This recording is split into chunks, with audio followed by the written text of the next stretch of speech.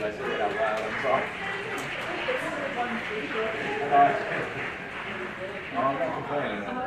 They have that library app. It's called Books, Boox, and they have all of them online for free. Oh.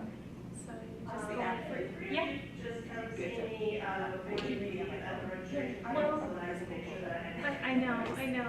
I can't. If you can't get it any other way, Yeah. though, anything's better than nothing, right? That's true. with the information on how to get those. Everyone else, you should have an email from me or from the Eventbrite site this morning, and then another one you'll get this afternoon. That there is a digital swag bag that has a lot of discounts in there, and then also a global giveaway that they're doing with one or two things at a global level. So if you take a look at that, make sure you take a look and enter those things if that's something you're interested in. And we will go ahead. We're on about a 5-minute delay here on getting started, but and we really are this time. Just look at the schedule. And so I appreciate you all being here. And this will be the last official remarks from me. So again, thank you everybody for coming. This is by far our biggest turnout. So appreciate it. And hope you will see you today. You said the World Disability Day. Yes, I did. You don't come here. You were in the front row? Yeah. Okay, and you asked me a question and I can't remember what it was at school. You remember more than I did. I recall that. I think it was something related to the hooking, but Yeah, that whole day, it was like, I'm pretty new to the field and everything else. So that whole day was kind of like, process, yeah, and then I hit you with some hard neuroscience. oh yeah, which was really interesting, but it also means that I don't specifically recall the different things. So I was like, oh, Well, any given semester, I usually have anywhere from 60 to 200 students coming in at me. So it's kind of like my job to remember like key. I'm not always great with names, but Oh, yeah. like points and things. yeah, faces, like visual, I can do things like that. Yeah.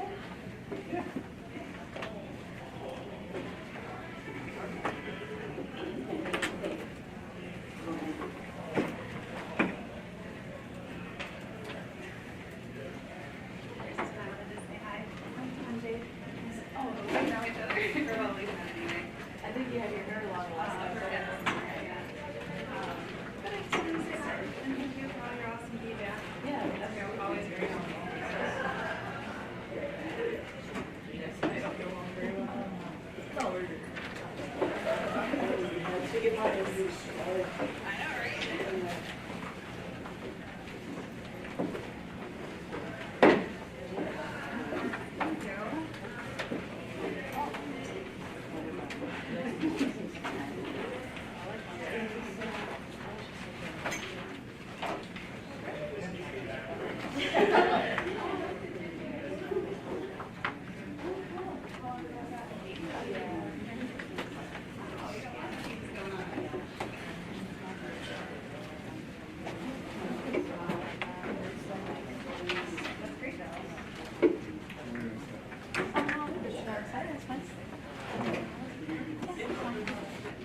I don't want, it's fine.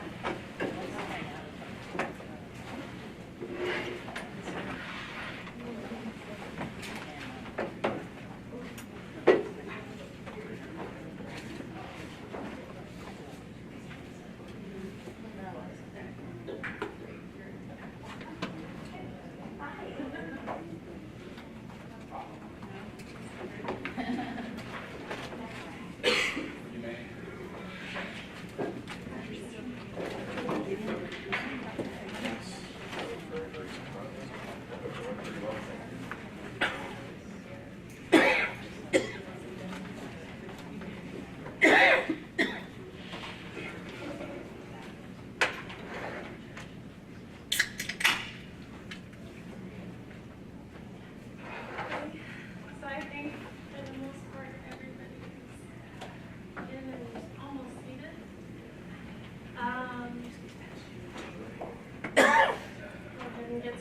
here we are running a few behind. I'll try to catch us up as we're going through. My name is Elena Phillips, and I am a cognitive psychologist. I received my cognitive aging degree from the University of Akron, and currently I am at NYU Steinhardt, teaching lifespan development for mental health and counseling. I'm also at Walsh University, conducting, teaching a variety of courses, whether it be intro, cognitive, stats, you name it. And then I do UX work for a company called Normal Modes, located in Houston, Texas. So I wear multiple hats and do all kinds of things. One area that really interests me is lifespan development, obviously. I've been teaching lifespan development since 2006, and how that intersects with usability overall and information architecture, and kind of what we can do better for different age groupings. So we're going to get into that. So cognitive processes, I hear the term cognitive being thrown around a lot, obviously, in the work we do. Really, what it equates to is those mental processes, whether it be if we're looking at working memory or attention, whether we're looking at perceptual differences, thinking, intelligence, learning, all of that kind of falls into that. And so specializing in cognitive aging at the University of Akron really did kind of put me on the tail end of the lifespan. That's where the focus was on gerontology, but yet we got the entire training, even though it was more focused on older adults. Paul Baltus was a cognitive psychologist and lifespan theorist, and he proposed that lifespan development is lifelong, multi-contextual, bringing in multiple aspects of development, whether it be socio-emotional, cognitive, or physical, multi-directional, meaning change can either be good, bad, or neutral. And then plastic, that we have backup systems, that we have hardwiring, so if one system fails, typically we can compensate, okay? And that we have context and environment playing a role, so basically how it shapes us as individuals, and we carry that dynamic throughout. So how do we extend what we know about cognitive aging literature to information architecture and design? There's quite a good chapter, albeit early and a little bit outdated, from Fisk and Rogers, and it's on it's a human factors chapter in the Handbook of Cognition and Aging. And basically, one of the quotes I pulled that kind of encapsulates today's talk is Rabbits from 1982. It's vital for designers to become aware of the nature and extent of age changes in physical, sensory, and cognitive abilities.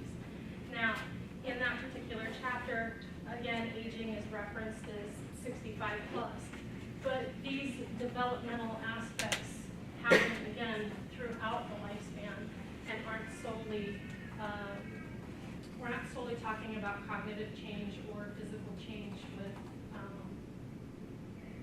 just one subgroup or one category.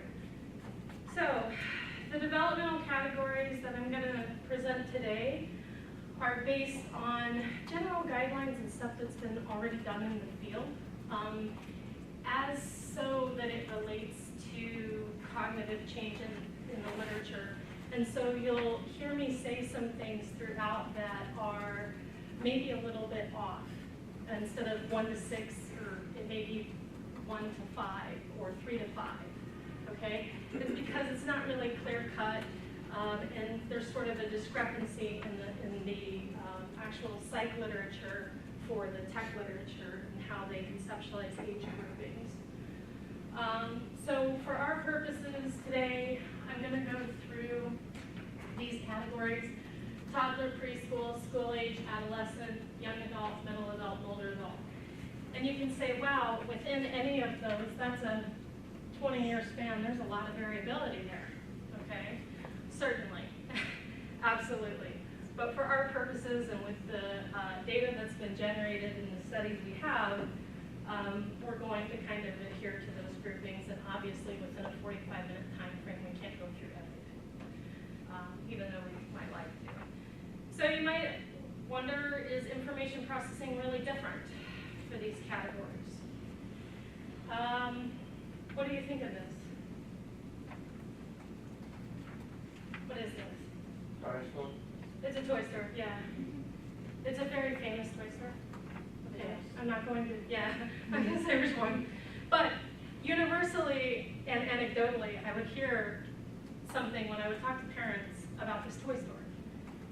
I would say, oh, I'm going here. And they'd say, oh, I hate that place. And it was a given. It was the first thing out of their mouths, okay? Who was it designed for? Kids, right. But who were the actual users with the money? Parents, right. So there's a discord, right? And so we need to look no further than this just basic broad example. And you can see here that it's based on categories, right? Not even on gender, but based on shows that are endorsed on one programming unit or on one network that was classified by children, okay? Not by parents. So parents go in and say, well, I don't know, if I can find Minnie Mouse from wherever. The place is chaotic. I go in there and it looks like visual vomit, all right? Well, it makes sense to your kid because it's what your kid is watching. And it's how they categorize their world, and it fits their mental model, okay? So, how do we translate a very tangible example to things that, are online or other services? So, again, the literature, there's going to be a little bit of discrepancy in the age classifications. For the most part, in developmental literature, we categorize things through Piaget's model of child development, or cognitive development in childhood. So Piaget was a theorist. There were 4 main stages in the model that took you through about 12 plus. And each of these stages, you'll see the first one is sensory motor. It starts from birth to 2. That sensory motor stage actually has 6 sub-stages. And if you're not familiar with psychology or with development, it becomes very granular. As children began to age in Piaget's studies, some of which were his own children, he was off a little bit on the timeline in terms of actual information processing and cognitive changes that we see. But now there are neo-Piagetians and people who have researched development more extensively and who have shifted those classifications. However, for the most part, we see around birth to 2, we have increased usage in some physical activity, but we kind of need to break that apart because that's a large chunk of time. And then with toddlers, we have 2 to 6 in the pre-operational stage. So with each of these stages, you see that certain things are limited, whether it be mobility or certain aspects of cognition and attention. And I kind of want to go through some of that. So in the sensory motor stage, well, let's just start here before I get ahead of myself. According to the National Center for Education, in 2015, approximately 40% of 3 to 4-year-olds use the internet at home. That's a lot, okay? And so it becomes important to, well, how do we design for those 3 to 4-year-olds? And is it ethical? And what sort of design ethics should be place, but that's, I guess, another talk entirely. But what's going on in this sensory motor stage? Basically, you have from birth to the development and refining of certain memory systems, long-term memory. So we start out when we're born being creatures of procedural memory, habits, conditioning, those sort of things. As the child develops, explicit memories or episodic memories become more refined. Around 7 to 9 months of age, explicit memory starts to really take hold. There's development in the frontal lobes that are allowing that to occur, but that development will be occurring gradually throughout their lifespan into their early 20s, okay? So it's not like it's formed and that's what it'll be at that stage. There's gradual development. About 6 to 10 weeks, you get skilled eye tracking and depth perception following thereafter. By 3 months, children begin to categorize their world by basic units, shape, size, color, those sorts of things, okay?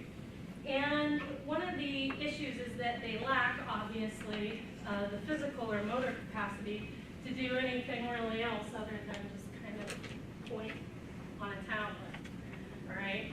They lack kind of the smooth, fine motor ability to track and eye-hand coordinate.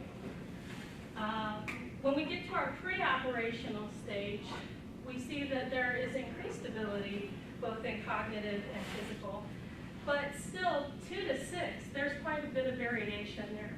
Your toddlers are going to be obviously less refined cognitively than your 6-year-olds. You do have increased working memory and attentional capacity, but early in development, around 2 to 3, it's more based on task salience, like what's in front of me right now, versus task relevance or goal-directed behavior, okay?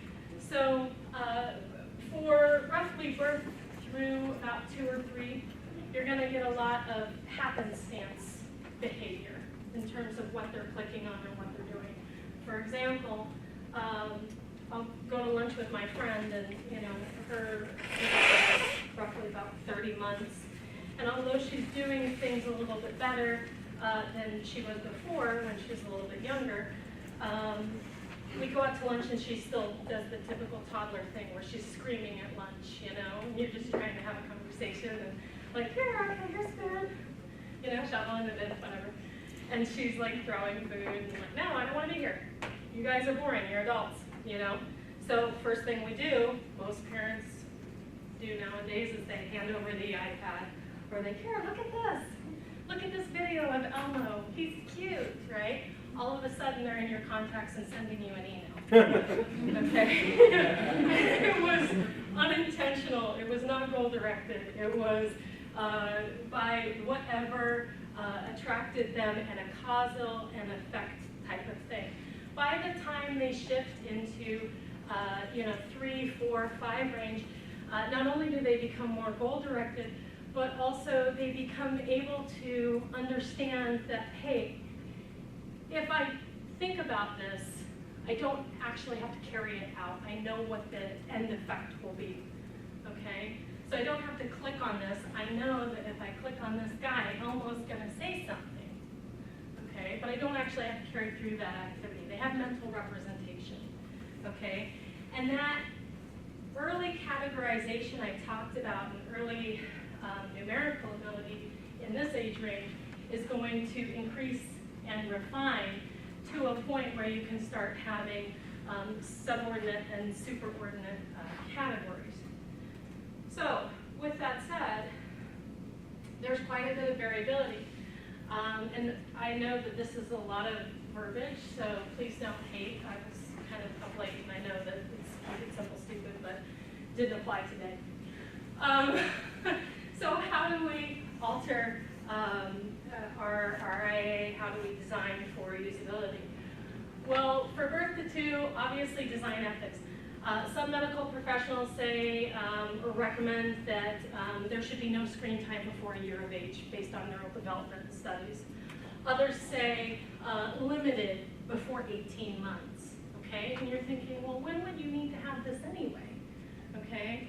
Well, my cousin is in the military, and he just had an infant daughter, and he is not able to see her. So they are doing screen time with story time with dad, you know, overseas. And so obviously you have exposure there to screen time and things, but it's in an educational context, and there's limited use involved. And so depending on the literature and the given academy, you'll see that limited screen time is recommended. But the organization, again, should focus on those early concepts, shape, color, size, limited numeration, and have that educational component. Semantics, again, should be simplified, if at all, because obviously there's no reading that's occurring, but there is exposure to the written word, which is important. Navigation and search is not relevant, and most are limited to touch screens. I've seen apps where you just pop bubbles, all right, and that category of children likes that. In terms of our 2 to 6-year-olds, again, keeping the working memory and attention and things in mind. You have, again, more simplistic categories, but again, at this age, they're not really good at understanding how multi-context situations or multi-representations, okay? So try explaining to your 3-year-old that your mother is their grandmother. No, doesn't work. They're like, what? So grandma's my mommy? No. All right. It won't be until the concrete operational phase, which is our next phase, that they'll start to understand that. So your information architecture elements kind of need to follow suit with that. They're not going to understand different drop-down menus and other representations or synonyms for labeling and so forth. Search queries should be limited, if at all, if they're not needed.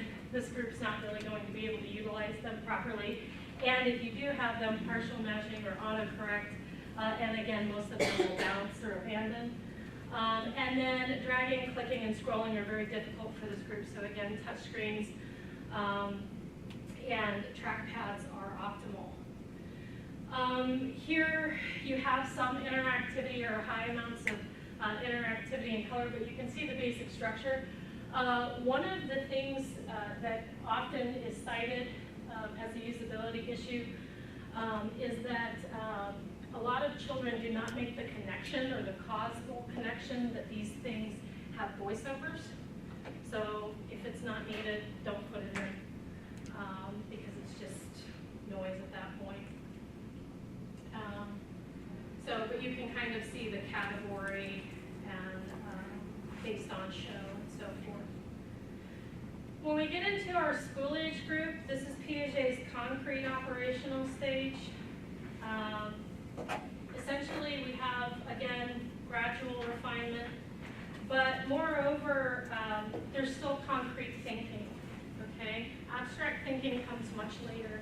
So in terms of how they make decisions, in terms of how they conceptualize things, you're going to want to have sort of exact schemes and appropriate representation of different elements that are well defined. So in terms of working memory is really kind of what's the word I'm looking for? Developed, I guess. Not fully, but to a good point. This is the transition time, usually around 3rd grade for a lot of the kids. It's important because it's vital to complete tasks with multiple steps, okay? And so still, if you have anybody kind of before the age of 9, you're going to want to limit the amount of clicks, limit the amount of steps, limit the hierarchies that are involved because they just are kind of blind to it. A lot of people, this is something I've kind of harped about in previous talks, but a lot of people talk about the myth of Miller, 7 plus or minus 2 digits of information, but that's not a myth. What you're doing when you are capitalizing on that is you're chunking, and you're engaging in what's known as a decision complexity advantage. It's a systems engineering concept that cognitive psychology borrowed. So Miller absolutely holds true, and for this age group, you're not going to have necessarily 7 plus or minus 2. You're going to have around 5 to 7, and so you're going to want to limit that.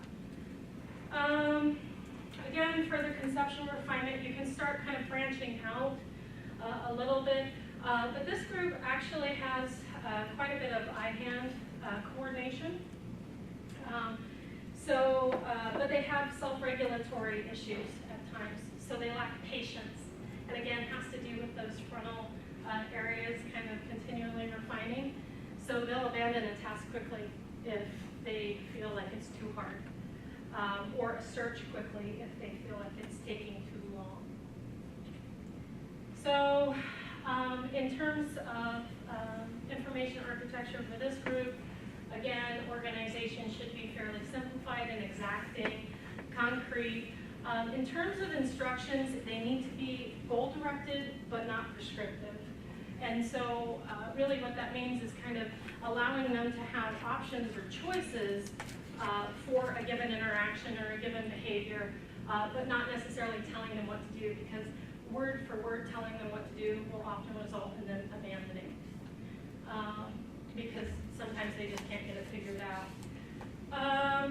They can now include multiple perspectives, so you can have more detailed hierarchies and organization and or schemes, but they do lack patience overall. So if you get a lot of no search results or error pop-ups, that'll be a problem. And again, even though dragging and clicking are difficult, and they do prefer the trackpad, they do have better ability to navigate. Some of it depends on whether or not the task is simultaneously occurring. So in certain games like Roblox, are you guys familiar with that gaming platform? It'll have you do 2 things at once with both hands, and they'll have difficulty doing that versus a single task. Okay. So here are a couple different, this is Disney XD.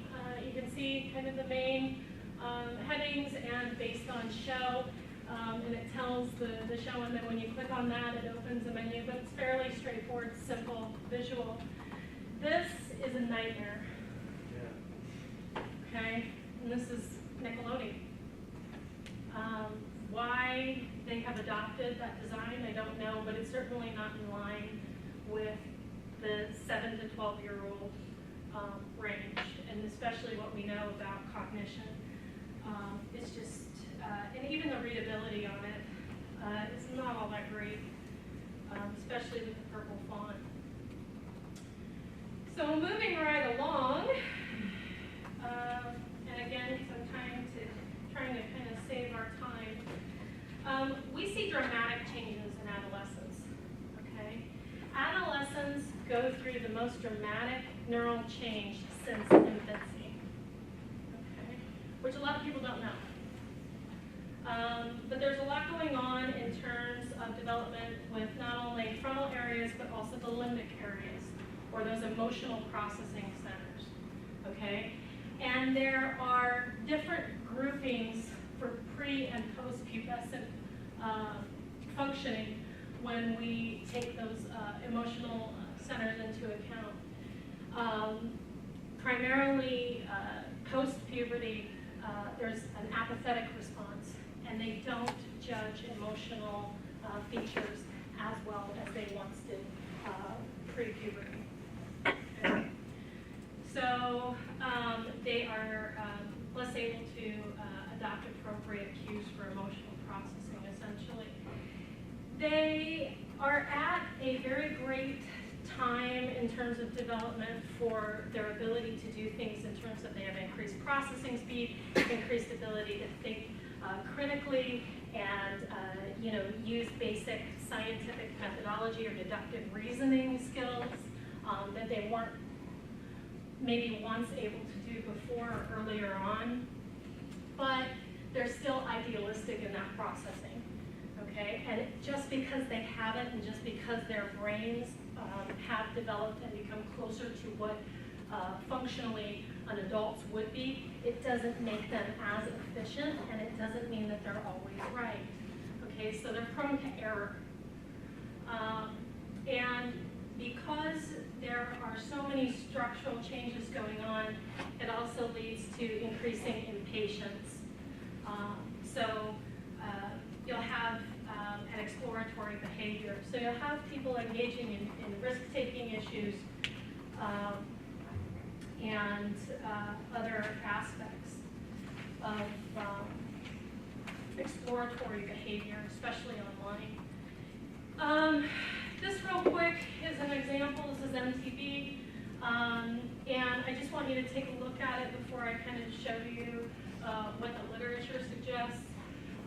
You see that the headings are pretty straightforward, simple language, maybe a relevant show, and then some relevant things and maybe an app. But it's fairly straightforward. So what do we see in this group?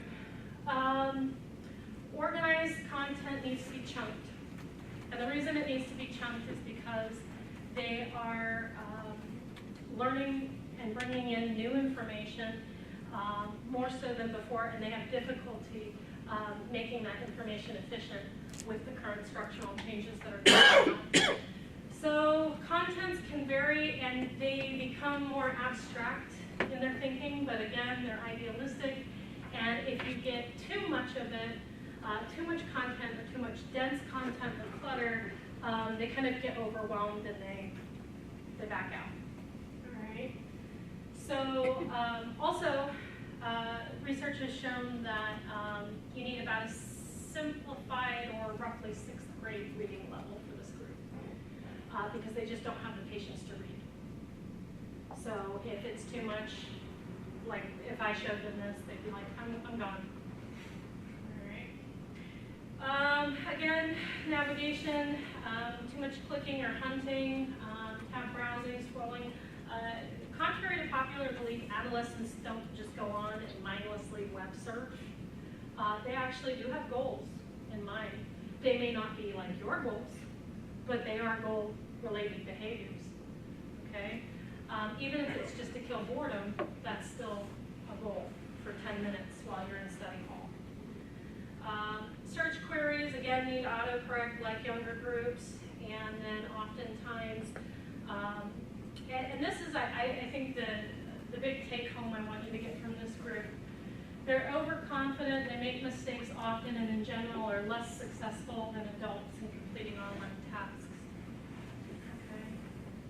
So this is really important because who do we usually consider as the most unsuccessful group? Seniors. Yeah. But we have more error going on here because of development. So it's something that needs to be considered and brought to awareness. Now, in terms of adulthood, again, we start increasing the range of age. And so will you have variability in this? Absolutely. Will people hit certain cognitive, physical milestones earlier than others? Absolutely. Am I approaching midlife? No. It was a joke. You're there already. You stop your nonsense. Somebody's in trouble. So anyway, point is that to some extent these cutoffs are subjective, okay? But what do we see? We see that once we hit our 20s, oh man, I missed it. I missed my peak.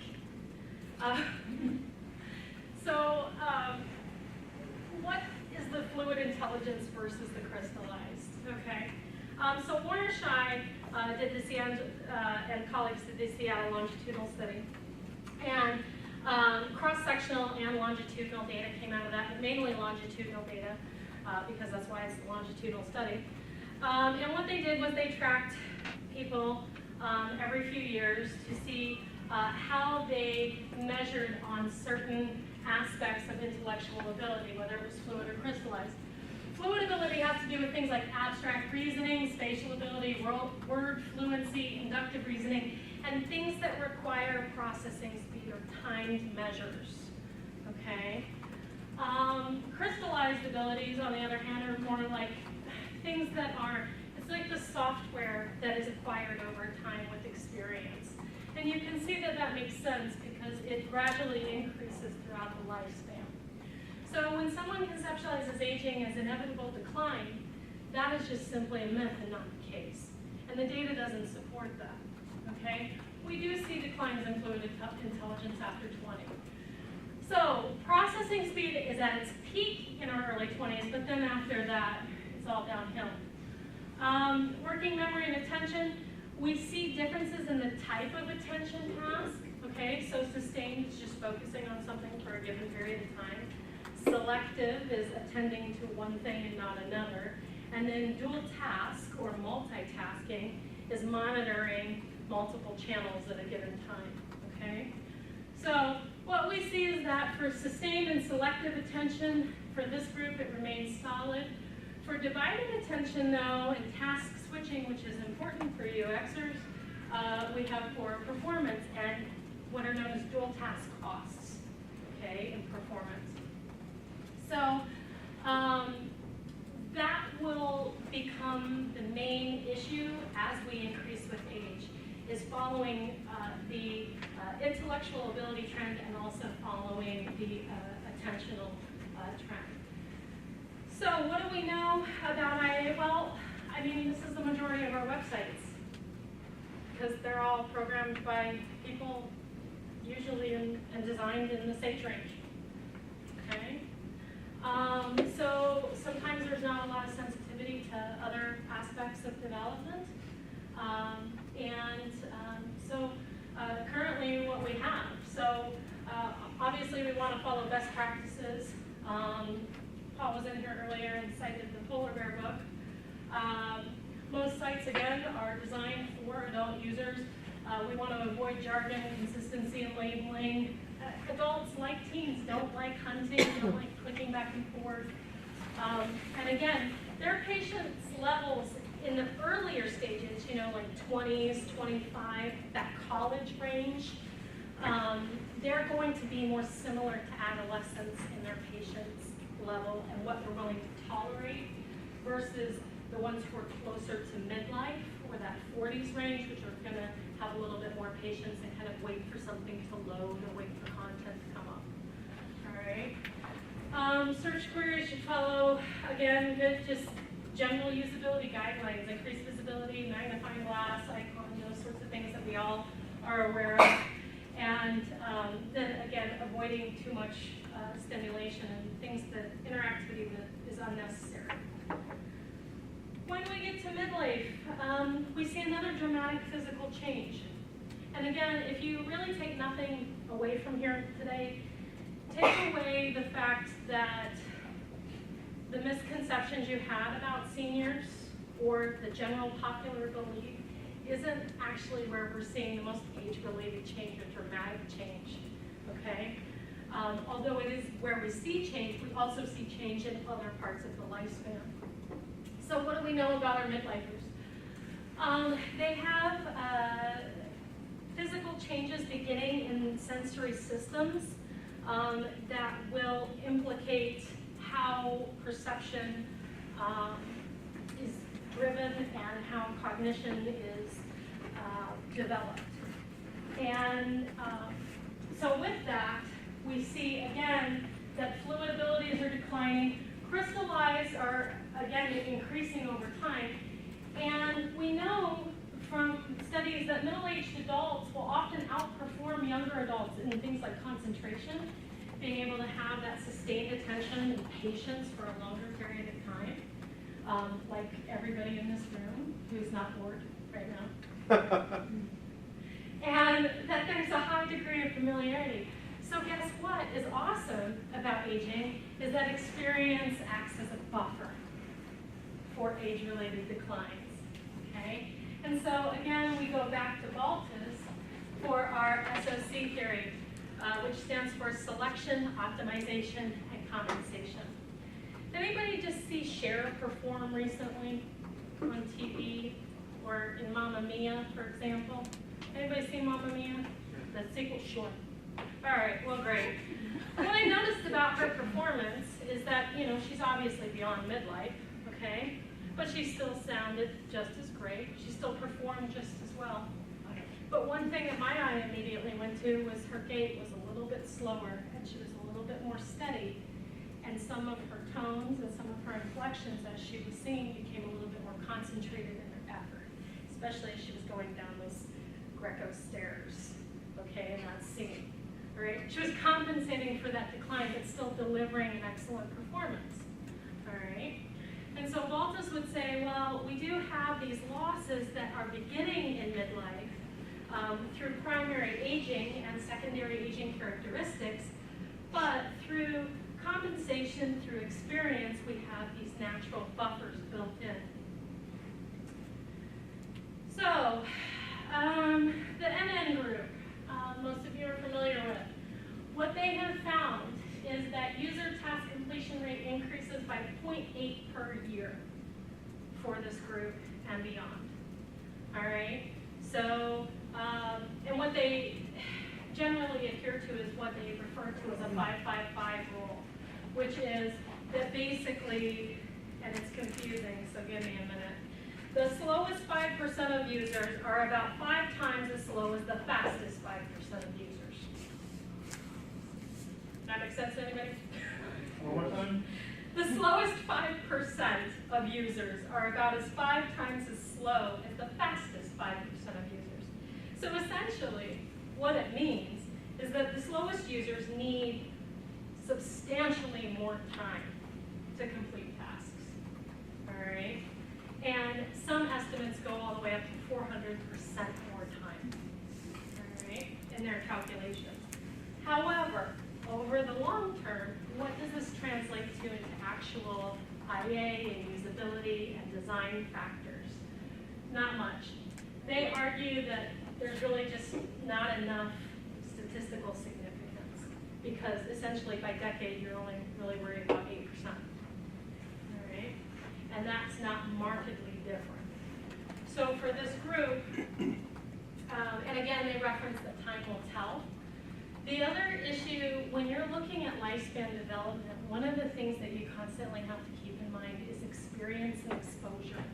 As I mentioned, experience shapes us, and it, in essence, allows us to learn, obviously, our environment and the things we interact with, and that changes our neural structure and interacts with our heredity, and for the heredity environment interaction. And so you'll have a cohort that will come through that maybe will perform poor just based on experience, whereas subsequent cohorts, like this group of toddlers coming through who've been exposed since they were a year old to a tablet, are going to have markedly different results, plus aging on top of it that you're going to have to account for. Does that make sense? Great. So, later adulthood, 65 plus. There is actually quite a bit of variability, and 65 plus just doesn't do it for this group. All right. In development, we call it 65 plus, and we have the young old, and the old, and the oldest old, and then the centenarians. Okay. And guess what? Centenarians are starting to use computers and learning. Right, and have a bit of plasticity, unlike Baltus ever thought. Okay, still make market errors and are slow with it, but it is occurring. Okay, so time will tell on a lot of this data, but what we do know through Pew Research as early or as recent as 2017, with our 65 to 69 grouping, we had roughly 82% of them saying that they use the internet, and 59% of them owning a smartphone. For 70 to 74 age range, we have roughly 75% using the internet, 49% of them using a smartphone. For the 75 to 79 grouping, we have roughly 60% internet usage and 31% with smartphone, and 80 plus, 44% internet and 17% with a smartphone. Okay. Overall, as a general group of 65 plus, we see about 42% total have some type of smartphone. It's not specified what exact kind. But again, when we look at the data and we break it apart, we see an interaction with educational attainment and income. Okay, and it makes sense. You know, you can have the affordance and, you know, the educational attainment, you are more likely to invest in that technology. The NN group reports that older adults, 65 plus, are roughly 43% slower on tasks. And again, when we look at this, we have to take in a couple of things into account. In general, older adults worry or have anxiety about using technology, but they're willing to use it, and they want to use it, and they think it's cool, okay? So that's really important to keep in mind because a lot of stereotypes go into that. There's also a speed accuracy trade-off. So some of the slowing, although it's most likely central nervous system slowing, some of the slowing too in tasks is essentially that they are making more methodical and guided decisions as they're going through, and they're consistent. And so they'll actually slow off on reaction time or response time to make sure that they're thorough, that they've checked everything, and make more cautious decisions, okay, than any other group.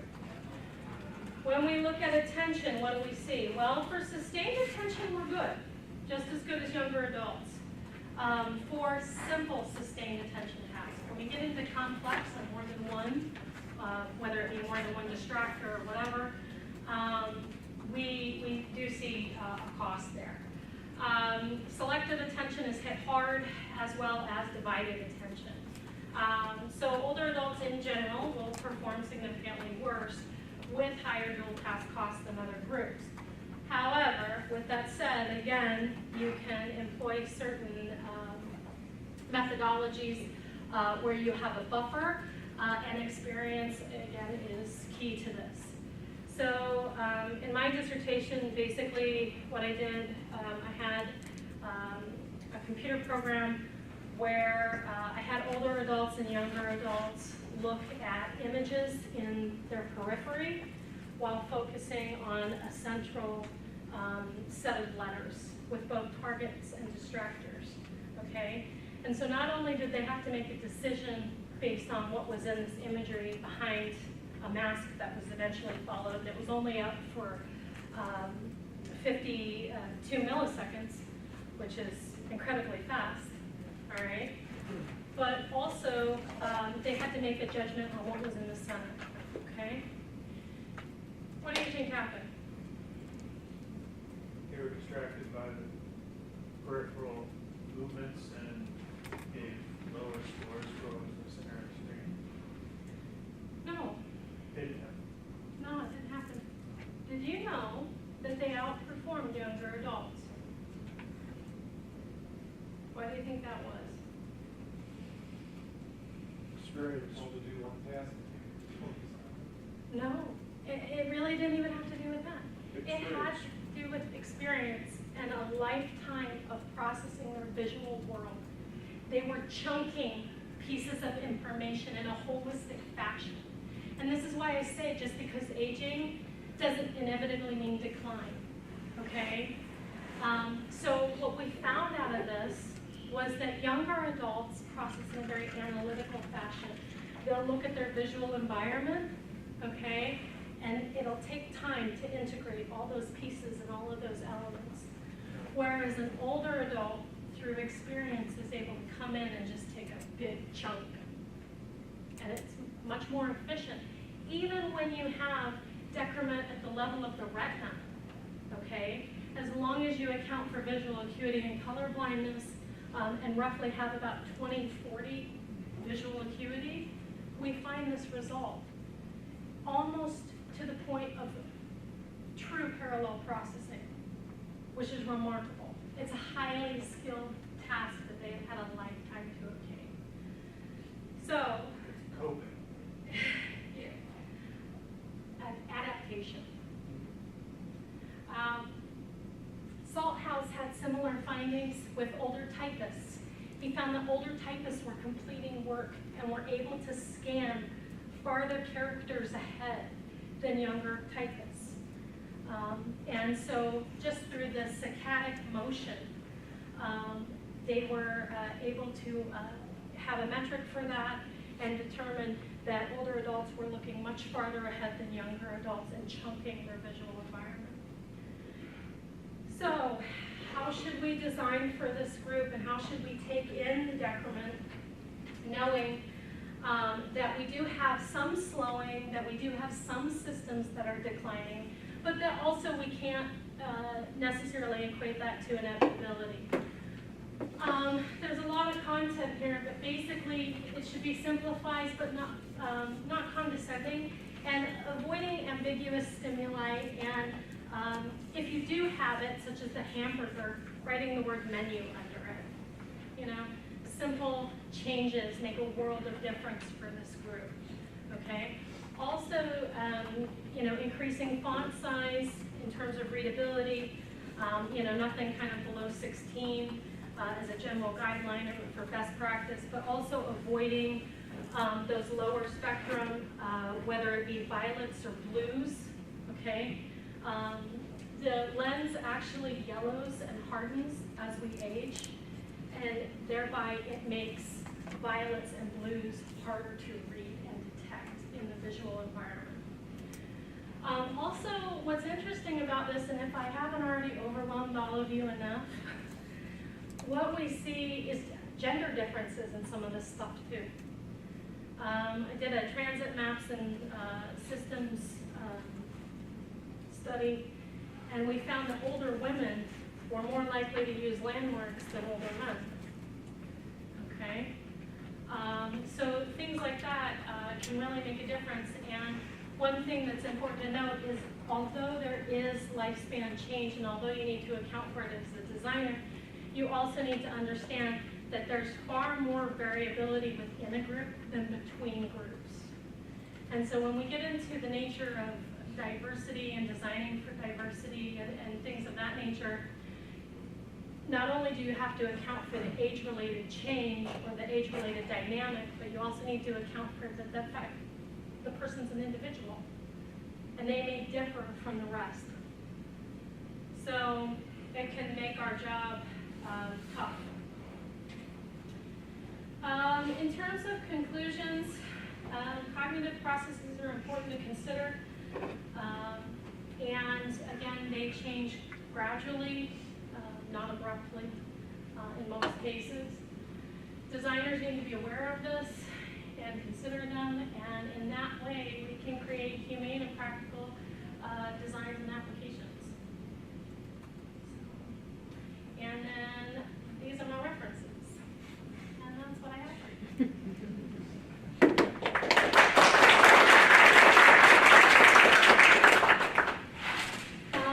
We are at 2:12, and we're in break. 3 minutes during your break, or do you guys want to transition? Do you have questions, thoughts? Yeah? How do you expect things to change as you're talking about toddlers and then you're so that wasn't something that happened 20 years ago. Right. So was there the 65 plus age range there period would be a lot different, I'm assuming, than current 65? Well, how I expect it to change is much like the results we found in my dissertation. Through a lifetime of that experience, I expect more of the decision complexity at the end of the chunking of information. For example, we look at the ecosystems on the internet and how things are designed, and that has its own aspect of components that kind of make it its own system. And we have elements that are chunked, like this is where you enter your account information and so forth. So I suspect that through a lifetime of navigation and a lifetime of interaction, you're going to get that chunking and that kind of ecosystem sort of behavior as it continues. So it seemed like you were telling us that it's kind of, I don't know, funny, but you don't have the skill set to cope with a world that's filled with frustrating machines and systems until you're in your 30s. By the time you're in your 30s, your mental capacity, facility of your mental capacity is already declining. So it's really kind of sad that we can't get it right until we're too slow to start getting it right or something like that. Well, hopefully though that will change as, with more exposure, but then also too with more exposure, we've got a whole issue with design ethics that needs to kind of be tackled. My talk at World Usability Day was on design ethics and cognitive liberty and the whole the hooking process that a lot of designers are engaging in. And so we really need to kind of battle that, and like some of the issues that Ben, the keynote was, addressing today, especially if technology is the trend for education and, you've got ABC Mouse coming into preschools now between 3 and 4, so they're not only getting internet use at home, but they're getting it in their preschool. So, and for certain groups, it's great because it helps them bridge the gap, like children of poverty, children who are disabled, but at the same time, with things like screen apnea and changes with neural structures and changing with, with overall learning, we really need to be careful and cautious about how we move forward as an industry. Yeah, do you think that we're capable of tracking and making the changes that are necessary to avoid harm? Or is it just a situation where we have to cope with it as we uncover it as it happens? So I had a student say to me that, there are no ethics of business and design is business. And I don't like that perspective. I think it's erroneous. And I think that if you can design well, you'll know how to do it without hooking, without trying to make people addicted, without trying to market for the bottom line. You'll do it well and you'll do it good. And hopefully we can do that as an industry.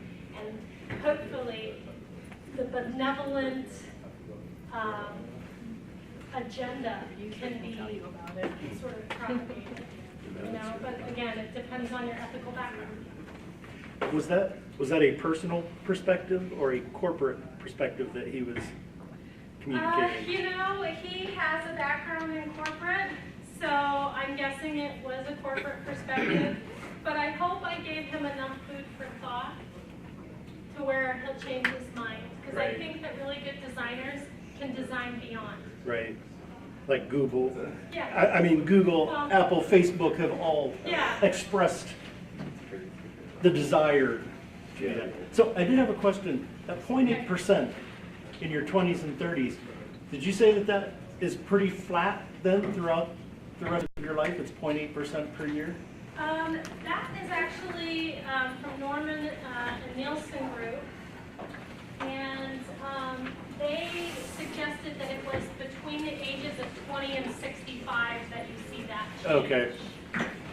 And then it's probably hard to judge after that because you have more significant physical... Right. Well, you have so much variability. And then again, with the different cohorts, you can't tell what was like a prior aging and learning aspect versus what's coming in now versus what's truly related to age-related decline. Right. So just it varies.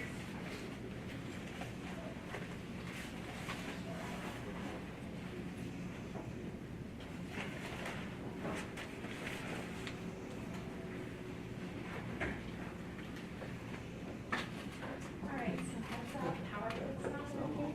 Oh, okay. Okay.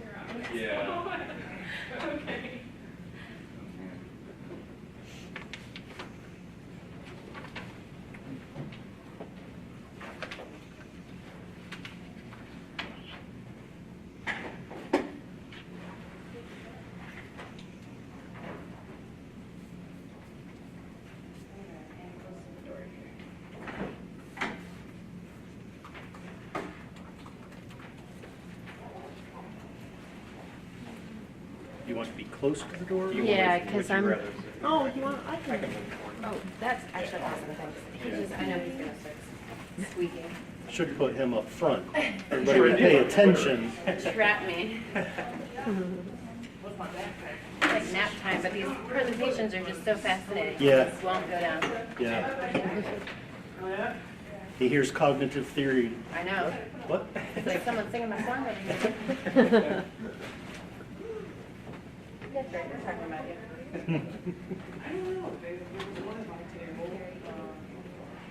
Previous one, they had the lights down for the presentation. I was like, great, this is no wonder now. Is there other stuff going on? People moving or sound? No. Just- It's just. It was just in a He's getting cycle. to that Ah, I age need where to be he's awake. deciding to skip naps. Yeah.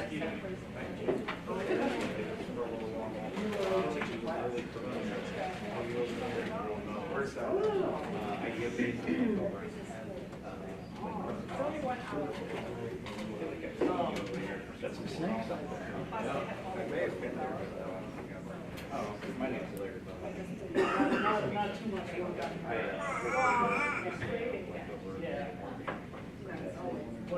see lots. I'm sure you were a student or you were. Yeah, I wasn't certain. I graduated 2 years ago, but I'm doing software development. Oh, that's cool. I don't know, maybe you just have a familiar face. Like what anybody else did work on.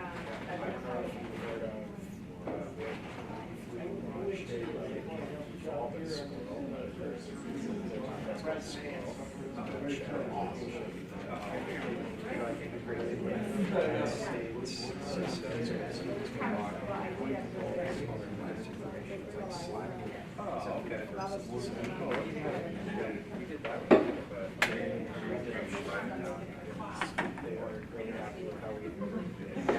Oh, really? Yeah, you'll have an opportunity to relaunch it. We tweak it a little bit. So, I wasn't sure if you heard that because the marketing department. But, you know what, that sounds familiar. Did you work with them? I think we can get started. I think we have about 5 minutes. So, welcome everyone. I'm Chris, and I'm going to be talking about the state of the wireframe. And if you're newer to UX, I'm going to define what that means and start to get into wireframe details in a second. But welcome. This year has been definitely a year of change for me. I started out at Penn State originally in information services, their IT department, and then went over to communications and marketing and IdeaBase, which is a student agency on campus I was taught. And then 6 months ago, I started a new career path as a user experience designer at Marcus Thomas, which is an integrated advertising agency in Cleveland. Some of you may have been familiar with them or worked with them in the past. And when I started there, it was a big change because it's a larger advertising agency, very structured. We have departments for research, strategy, design, and I'm on the design side. So a lot of what I'm talking about today is going to be from a design approach as opposed to more of a research-based approach. And when I got there, we do a lot of websites. In the ad world, you're very website-based, and that's anywhere from large-scale websites to more marketing landing pages and smaller-scale websites. And what I noticed is they were really, really dependent on wireframes. We didn't get enough of the wireframe. We make wireframes for everything, and I'll talk about that in a second, why I think that's so important in a larger agency. And so I had gotten out of the wireframe game a lot in my previous roles. We did it informally and when we needed to, but it wasn't a regular part of the process. And so I haven't heard anyone talk about wireframes in a long time at these conferences. So I thought, why don't we look at how wireframes work into the UX workflow today? How has that changed with new changes in technology and process?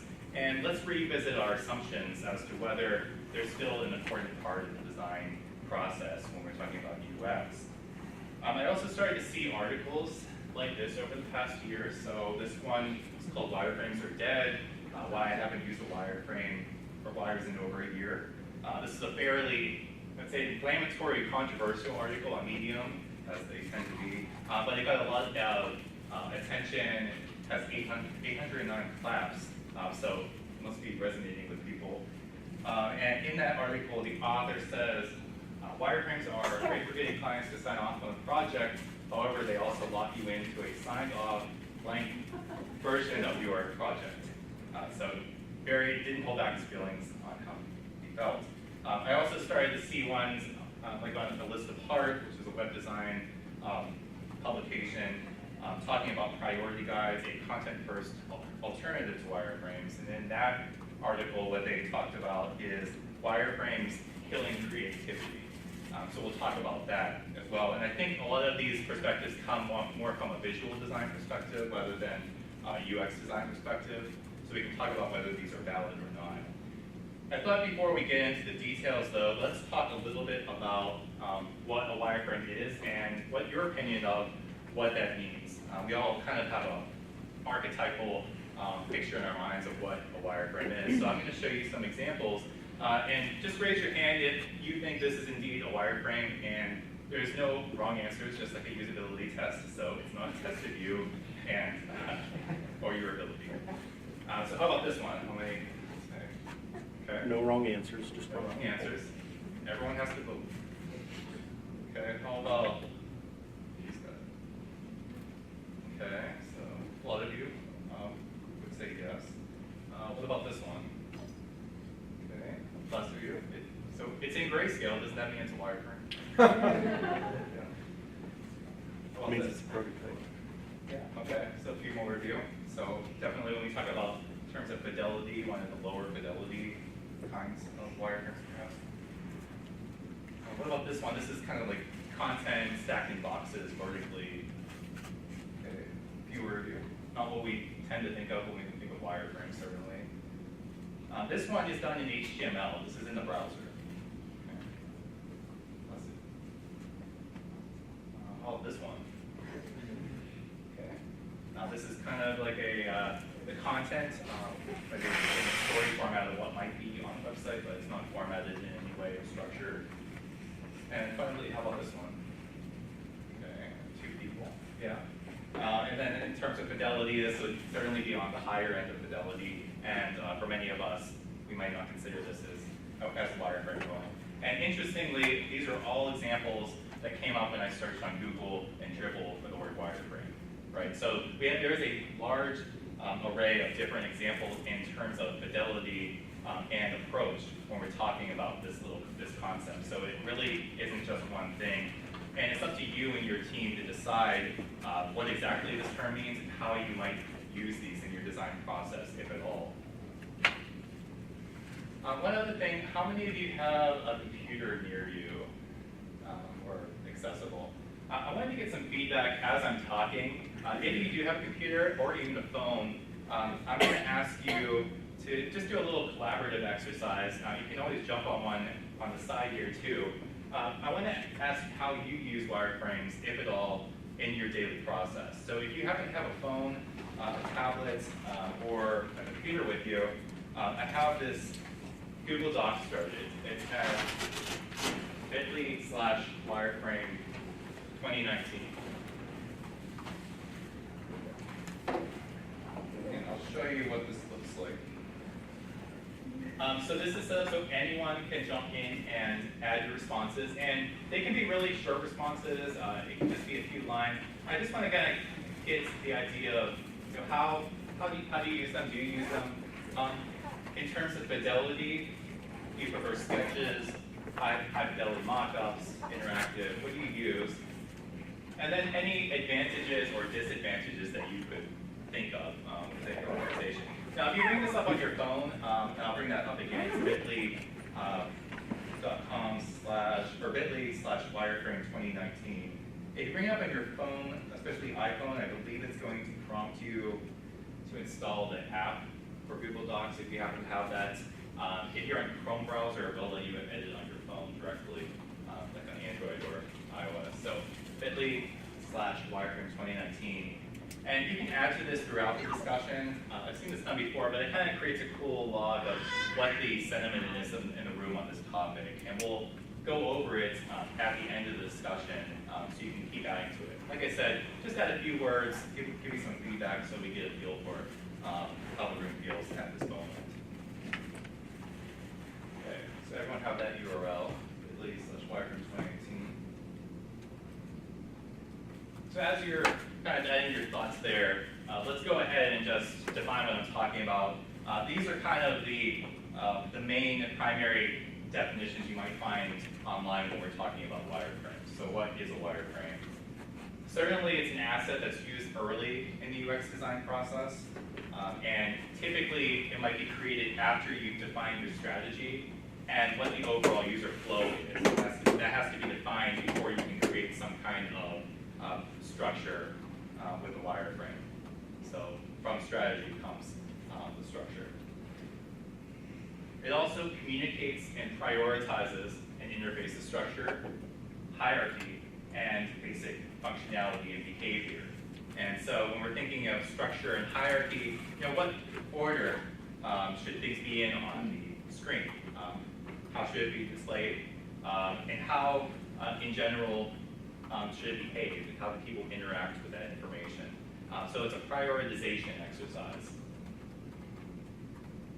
But importantly, we're establishing that structure before thinking of visual design, so the overall final form. So we're leaving out things like typography, color, and general layout. We start talking about things like column structure and things like that. And layout is the one that there's a lot of crossover. Where do we start defining the layout? Is it in the wireframe or is it in visual design? And is there a difference? And so you can think of these wireframes as like the skeleton of a user interface, especially for screen-based devices. You can create wireframes for anything, but when I'm talking about these, it's primarily on the web. But it could be for applications, watches, car dashboards, anything like that. So why do we use wireframes? And some of these may be obvious, but the first reason is we want to establish focus.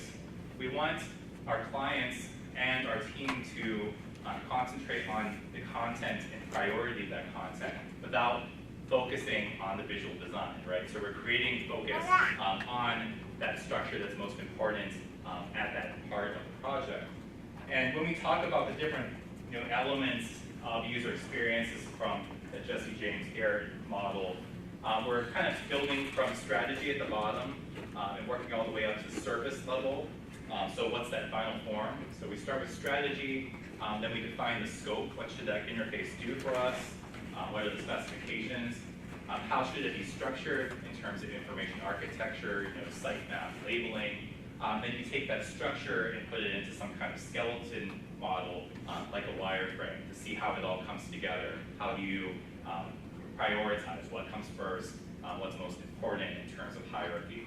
And then once that's defined, the idea is then you start to develop the service level, so that final product.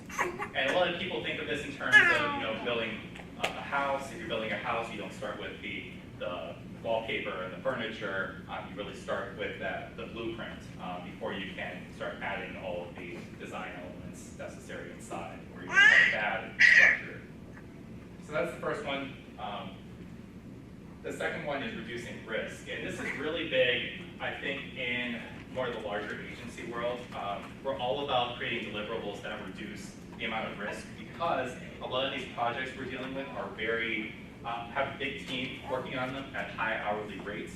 And any kind of misunderstanding early on can have really drastic effects later on in the process, right? So if we don't have that established shared understanding with the client about what we're building and how we should build it, that foundational knowledge, we're wasting valuable resources. And like I said, in a larger agency where I work, that could be detrimental to the project. Timelines get pushed back. We've all seen this kind of happen because we didn't have a shared understanding early on. So wireframes help us do that. And in fact, a lot of agencies ask for sign-off at a certain point, right? So you've seen the wireframes, everything looks good, we've made revisions, and then the client literally signs off on it somehow, and that kind of locks them into reversing their decision later on. And we'll talk about that. That's some advantages and disadvantages, certainly, to locking people or the client or your team into a decision, especially in more of an agile environment that we're trying to create. The third benefit here, why we would use these, is facilitating client communication. You know, giving somebody a visual representation that they can react to. Very hard to give somebody the strategy for the site and the content in a standalone document and say, okay, does everything look good? The client many times says, I need to see it. I need to see it represented in some kind of visual structure that I can react to, that I can understand. So we're communicating through some kind of visual structure that's still low fidelity enough that we're not building the actual end product. So by giving them that visual structure, we're again preventing those misunderstandings and making the project a little less abstract. So it's trying to solidify it in the minds of the client or your internal team and stakeholders. And finally, rapid iteration. So the idea here is if we create something low fidelity and low detail, it should be relatively inexpensive to refine and make changes to because we haven't spent a ton of time thinking about the visual design or going ahead and developing it. As we know, changes can be the most expensive down the line in some instances. And you really have to think about this in terms of what fidelity and tools you're using to create wireframes.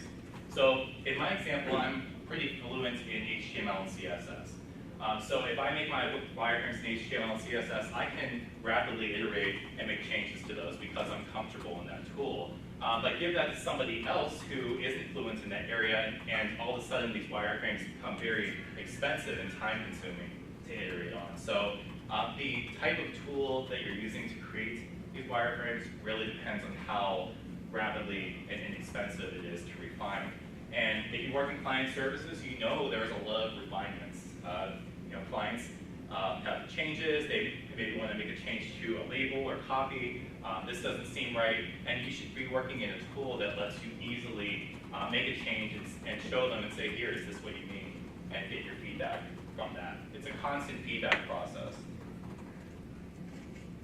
And so here's all those wireframes in terms of fidelity. So our low fidelity to high fidelity. Low fidelity, we're talking the sketches, the content documents, gray box wireframes, and I would say some of the clickable prototypes.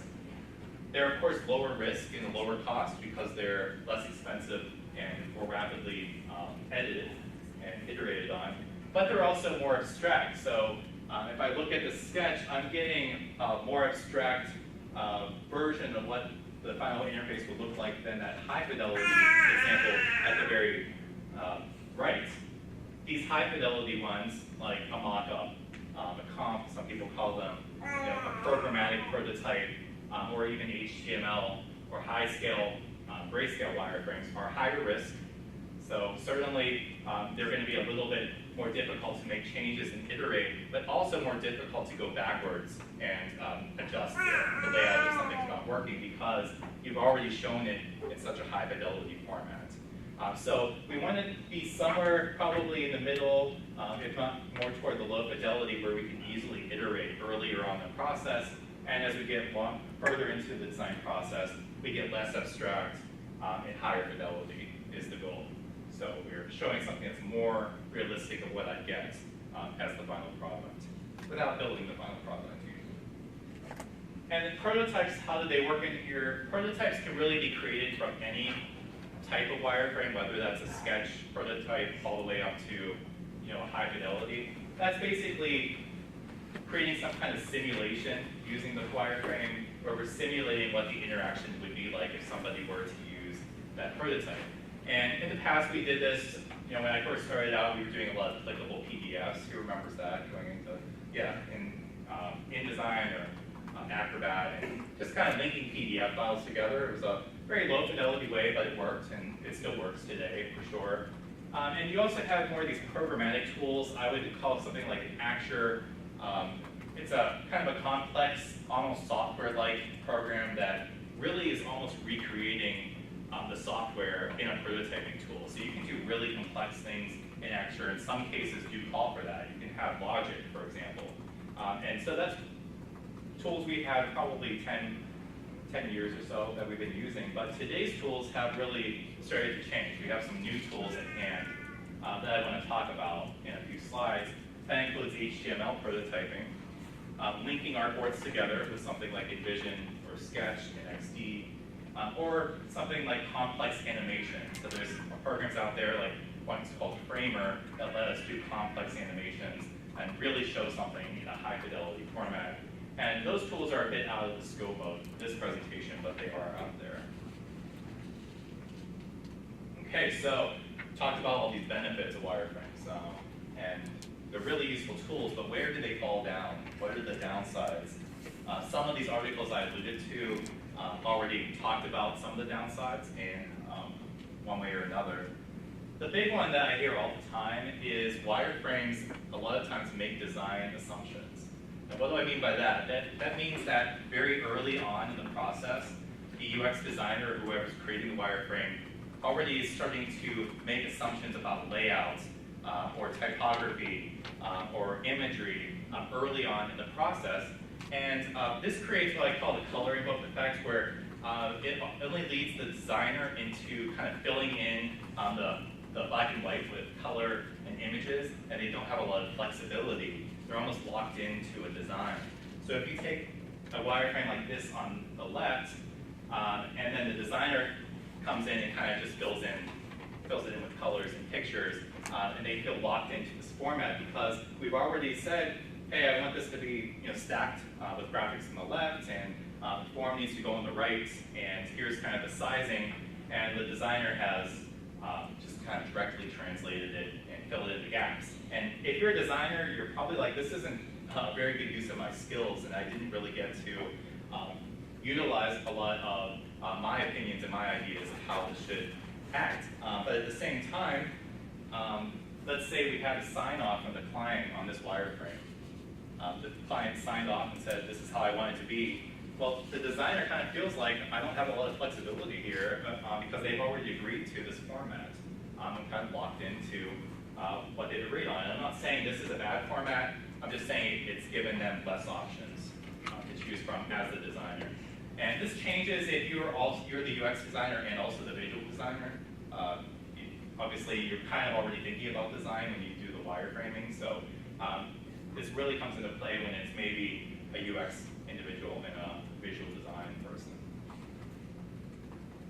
Now, on the flip side too, they can be time consuming. So at my agency, we spend a lot of time making wireframes presentable to clients. They look designed, they're very visually appealing, and I think that comes from, they're paying good money for our work, our UX research, and we want these products to have a certain level of professionalism. And so we get into the mindset that everything has to look designed, and we can't show the client anything that's not imperfect or sketched or just a cursory idea. In fact, we have them proofread every single wireframe. It goes through a proofreading process, and it's iterated on and refined. So they can be time consuming if you, depending on that level of fidelity. And that can be bad because in the end, what are the wireframes used for? When the product launches, where do the wireframes go?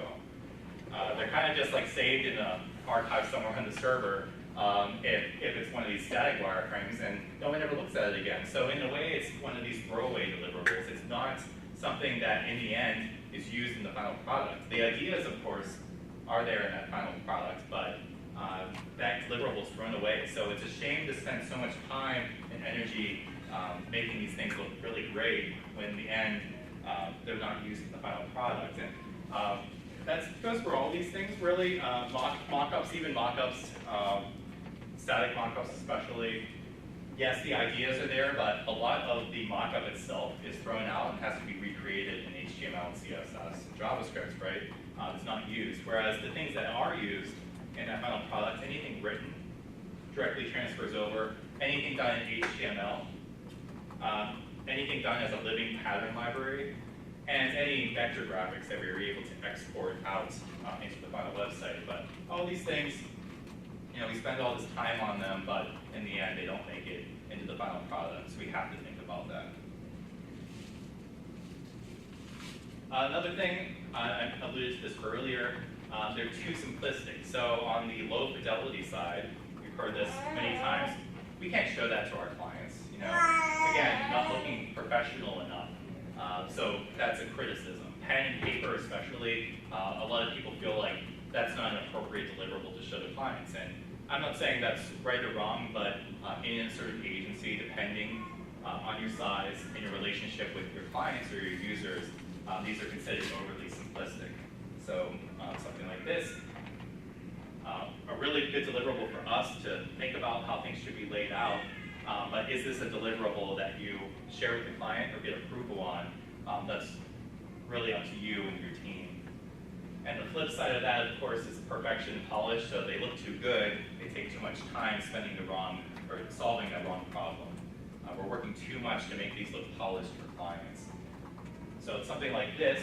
I would consider this not really a wireframe. Like they've made it's in grayscale, but they've made a ton of decisions here already. There's some missing colors and images and maybe typography, but not a lot of flexibility for the visual designer to come in here at this point. It's too late or too far along. So how do we step this back and scale it back so that we're not, again, locking ourselves in too early in the process to some kind of representation or form. And then finally, of course, when we talk about responsive design, so multi-device design and interactivity, wireframes definitely, the classic version of wireframes fall down because we have trouble showing interaction, like hover states, menus, those kinds of things. How are they going to work? But also, they are static and fixed. So we can't show changes in screen size. What happens, you know, at a medium screen size or large screen size? That's very difficult to show in a static medium.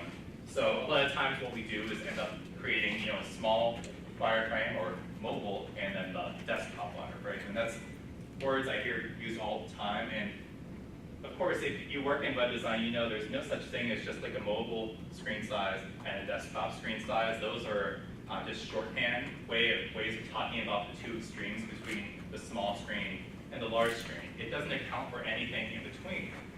So this is just an oversimplification, and it might work fine for when we're talking about wireframes, but when we start to talk about how that website is actually going to be developed, we can't just look at it from a mobile or desktop perspective. It doesn't work anymore. So we need a way to fill in the gaps. What happens in between the smallest and the large screen? Especially with 52% of web traffic being from mobile devices today, we really have to put more emphasis on the smaller screens, as it turns out.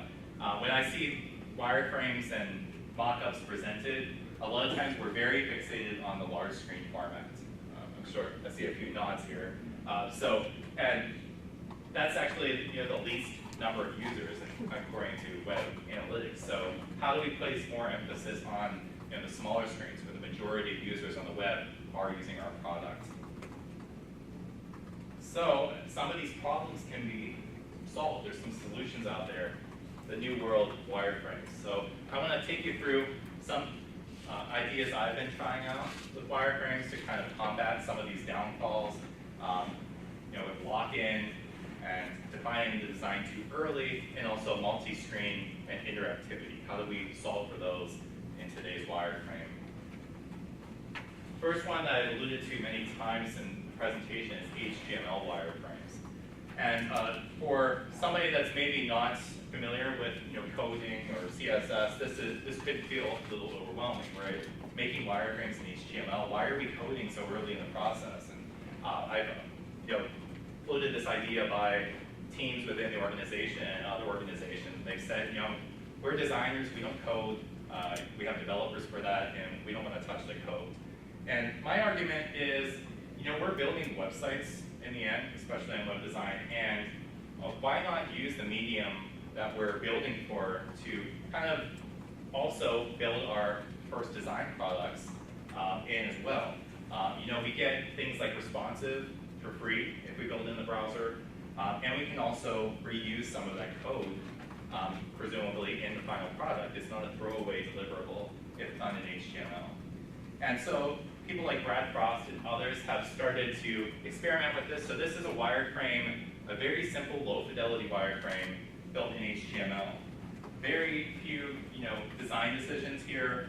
Of course, there's some design thinking in the header, perhaps, but all he's showing is, this is the order, the priority of things that should go on the page, and this is the hierarchy, this is what we want, and it was very simple to do.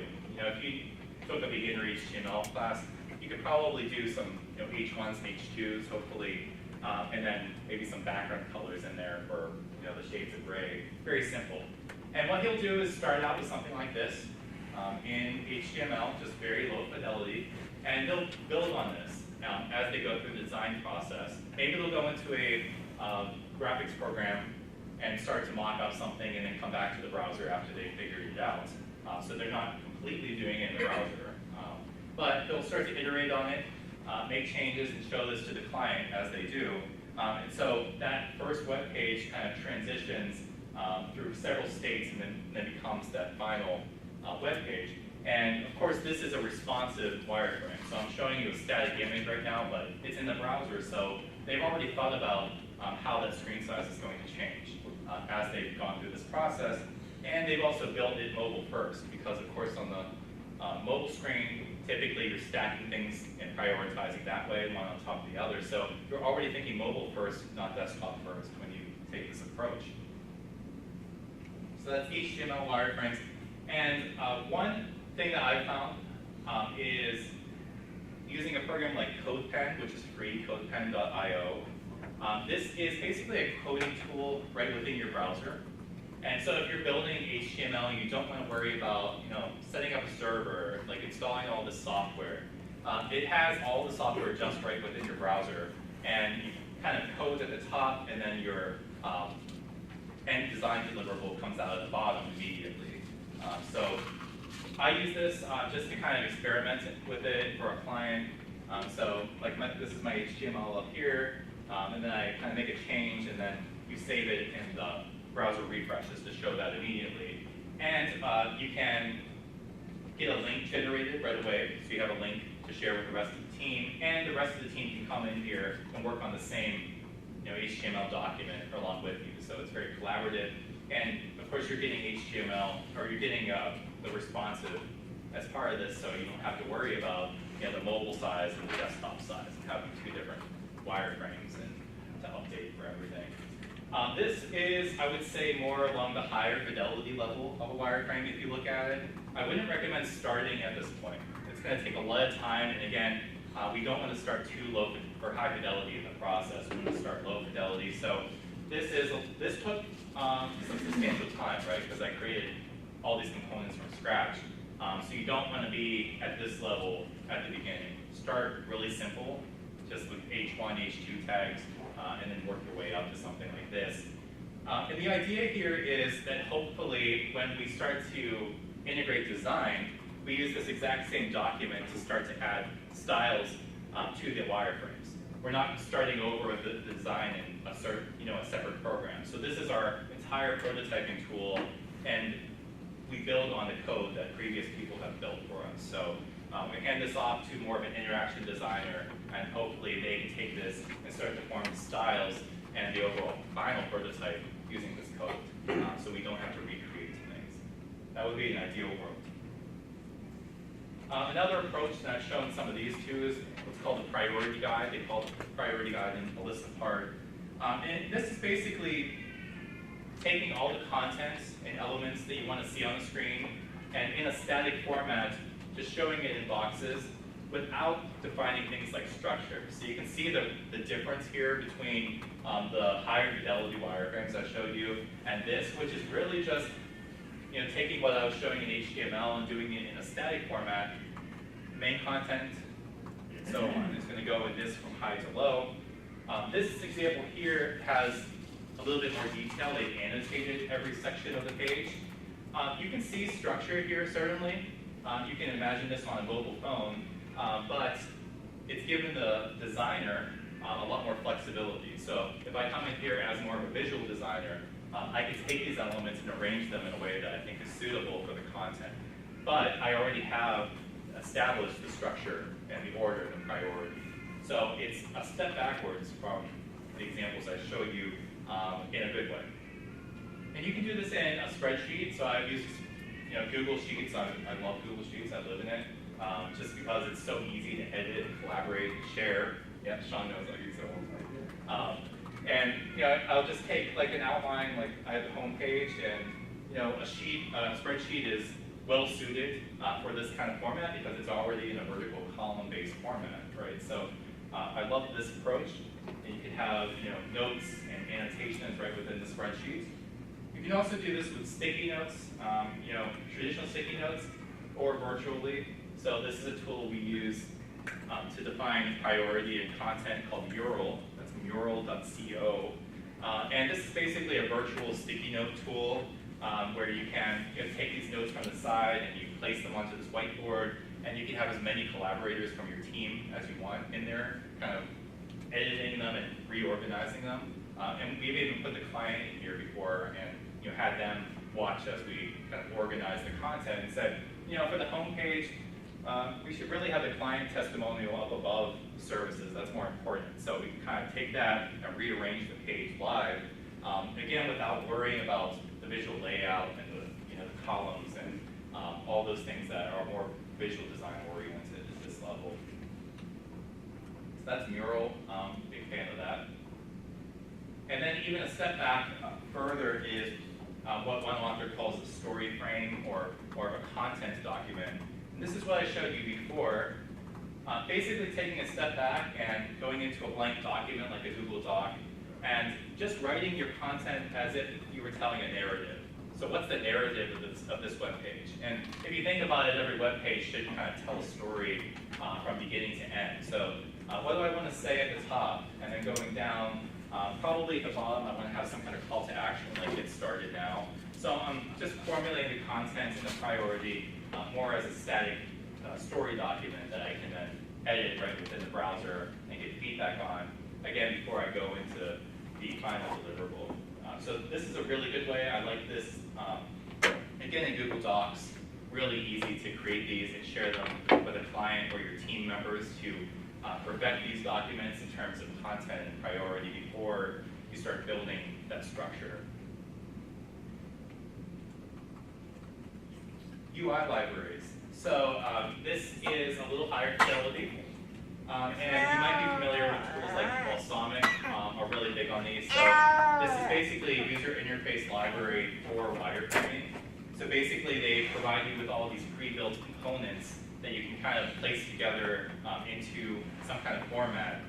So you spend less time thinking about the actual UI elements and more about the priority and what should go in what place. So they'll give you things like tabs and a carousel, paragraphs, and you kind of place them onto this document in the order that you think.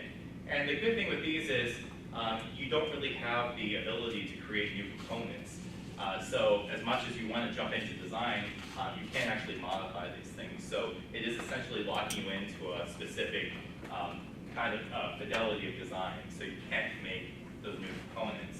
And you think about more of the interaction, structure, and functionality, less about what should this look like. And I know from my own experience, if I have the ability to change something, I'll start thinking about things like typography and spacing at too early of a level and get really fixated on it, and can't take a step back from that. And that's just maybe coming from more of a design background. But you have these for Sketch and XP as well, so you can download these free UI toolkits. And same thing, they give you, a tab bar and a menu bar. The danger with using XP and Sketch for these is, of course, you can create your own components and modify these components. So you have to have a lot of discipline to really use the pre-built components. And for me, I just can't do it. Like I really want to just change that tab to be rounded, something like this, and I can, so I'm going to. So you have to have a lot of self-discipline, but it is one option. Interactive wireframe. So this is probably the one that's undergone the most change. in the last few years, there are so many apps that have been released that allow you to rather simply make your static wireframes interactive. And many of you have probably used one or more of these tools. And so something like Adobe XD, essentially what you're doing is you're creating static artboards and linking them together. So hotspots, so if I click on this menu, then it shows this artboard. And it kind of simulates that some kind of interactive behavior is happening without actually programming it.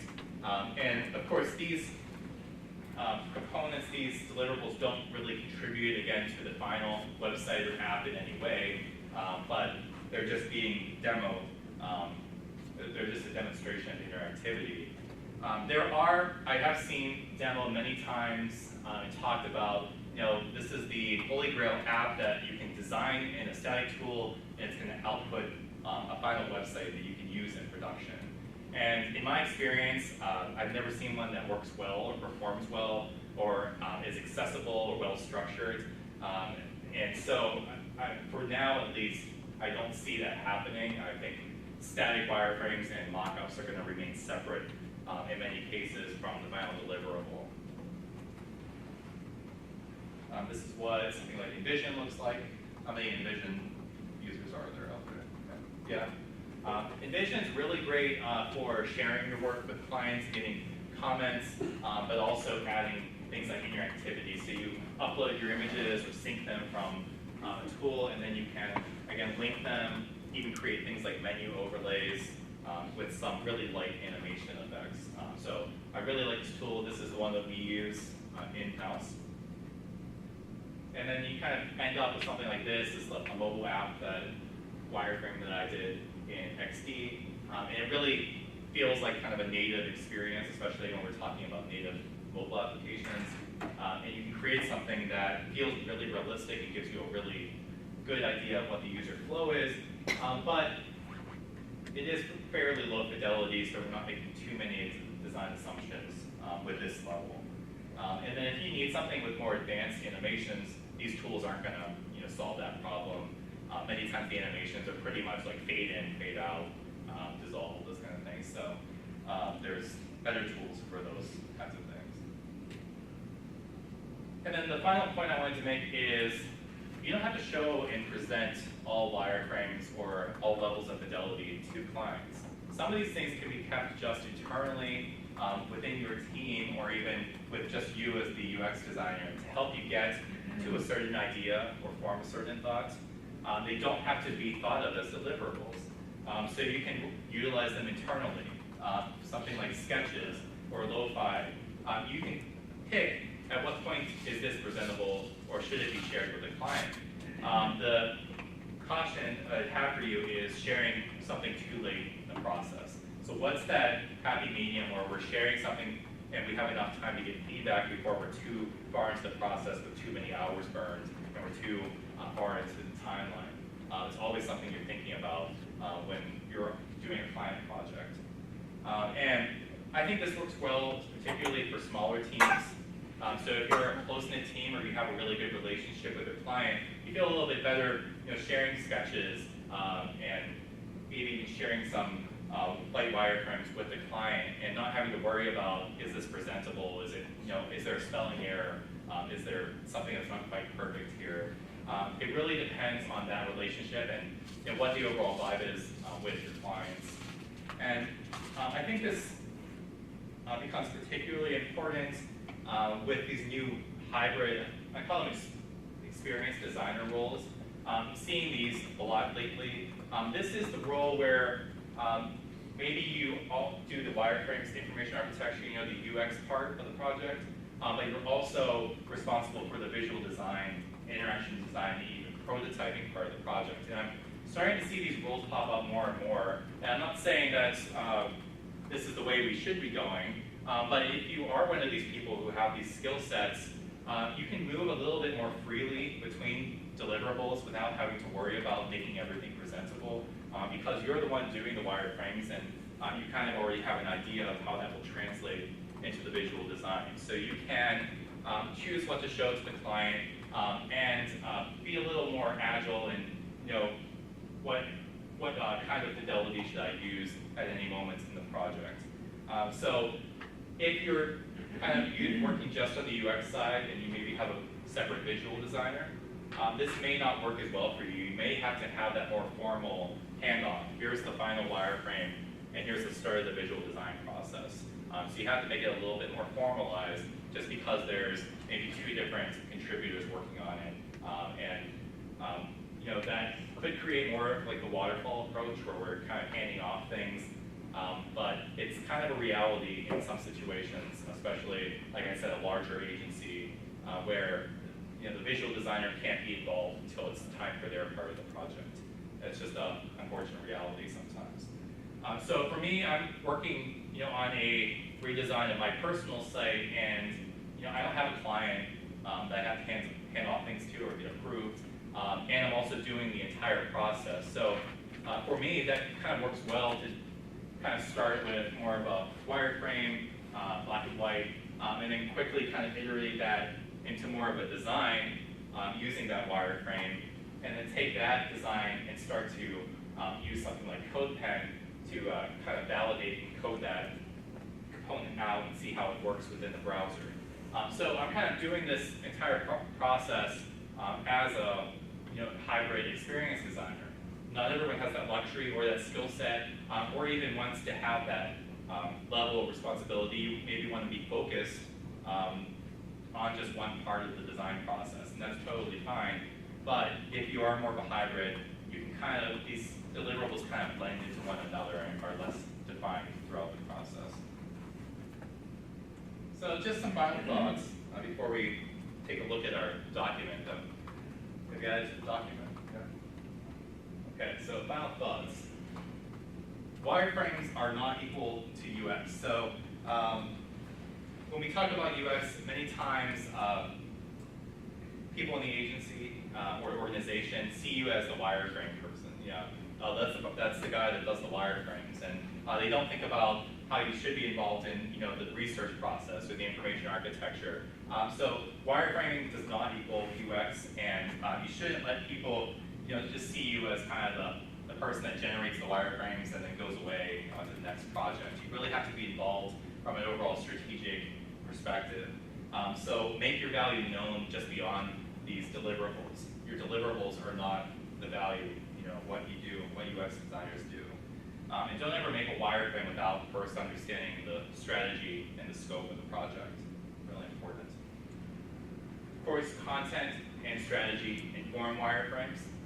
So if you don't have a good understanding of what content is going to be going into a site, a website, or application, you really can't create a wireframe without knowing that content or content structure.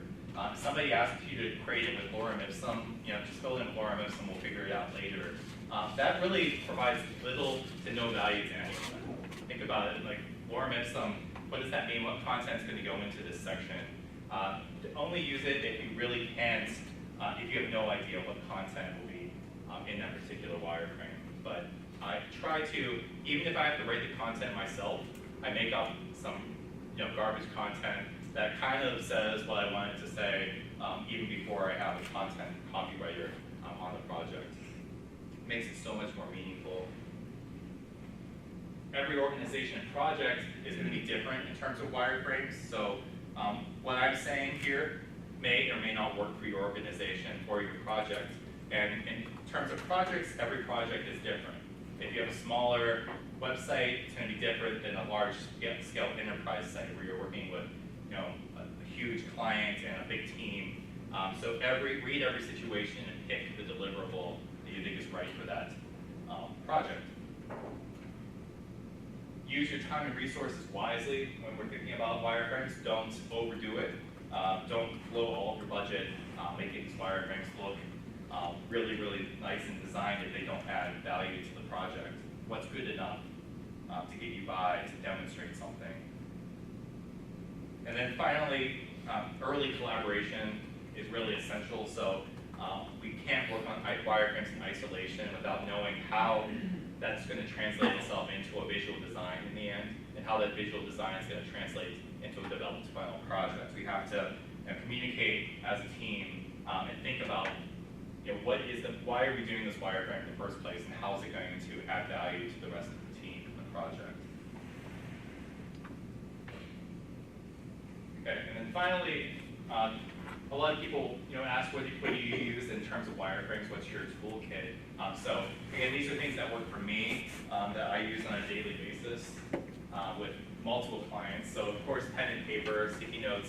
You can't really get by just jumping into the software. You have to think through your ideas first. Sketch has really transformed the entire wireframing and UX process for me. That's sketchapp.com by a company Bohemian Coding. And Sketch is just such a great tool. They have interactivity built into the program now, and it's really replaced things like Illustrator or Photoshop for me in my design process. I hardly touch those things anymore. Adobe XD is a great alternative to Sketch. Sketch is Mac only, by the way. XD is cross-platform. Similar features, not as much of a design tool. It's a little bit lower fidelity. Google Apps, of course, for the spreadsheets, the Google Docs. Mural is the one I mentioned. That's the virtual sticky notes for prioritizing and ideation. I love it. CodePen's the tool that lets you do HTML and CSS within the browser. And then Envision is the app that lets you share design assets with clients and make them interactive, clickable, and a lot of times you'll export things from Sketch into Envision. You don't actually create the things in Envision. So that's my toolkit. And so I just wanted to revisit before we wrap up how you use wireframes in your process. Just take a look at what we have here. So in terms of, do we use them? Okay, so as much as we should, yes, that seems to frustrate clients. That's interesting. Who wrote that one? You don't have to. Yeah, what causes frustration, do you think?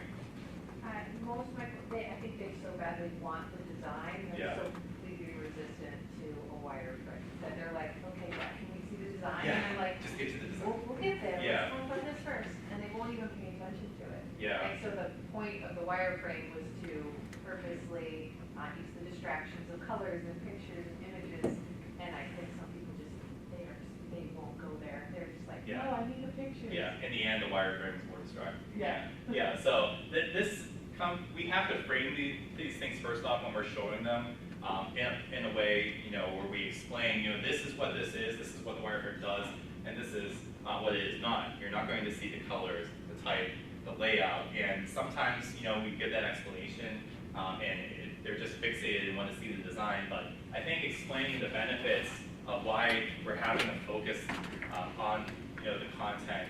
We're doing this so we don't waste time or go over budget later is a really good factor that we can try to use to convince them.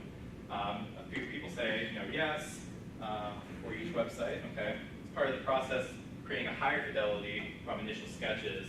Okay, so kind of starting simple, which is what I recommend. Starting with a sketch, something very simple, and working your way up. Whether that's through a static project or something like HTML, like I showed you in the browser. And it depends on the project. That's a really good one too. Do we always need wireframes for everything? No, especially if a design system already exists. A lot of times we'll actually go backwards and recreate something as a wireframe just because. When did we really need to? Couldn't we have just gone in and did a prototyping code or in a higher fidelity program? The most common levels is here. So sketches, low fidelity, okay, one high fidelity, lower the better, low, high, and mockups. So again, kind of going through that process from low to high in terms of this extraction. Iterative, it starts with Sketchit, goes to the Sketch app, and there we can make the wireframe interactive sketches. Yep. So this very much mirrors our process, I would say. And then finally, advantages and disadvantages, some things we thought of. Advantages, people don't get too invested in design. It help us define what will actually be on the website and see problems before we get there. Eliminating risk, right? Creating agreement, shared agreement. Guidelines for creative teams. Focus away from design, staying on hierarchy, and a way to communicate content structure and hierarchy, right? And disadvantages, yeah, look down upon, or show full unfinished work, yeah. And that's going back to that thing, you know, we can't show the client this because it's not perfect. We need to show them the final design before we can get feedback. Is a common one. Confusing clients, even confusing users, right? You show somebody this in a usability test, a low fidelity prototype, and they're fixating on, you know, where's the color? I get that all the time. Seem confused, frustrated, time consuming, it's a big one. And then misinterpreting wireframes as the final design, blocking you in. This isn't meant to, you know, define anything one way or another, or say you should do wireframes or you shouldn't. But hopefully you have a good framework for, you know, what are the key advantages and disadvantages of wireframes, and hopefully what are some different ways that we can use to kind of combat some of these frustrations you all talked about today. So hope it gave you something to think about, and again, thank you for your time. Are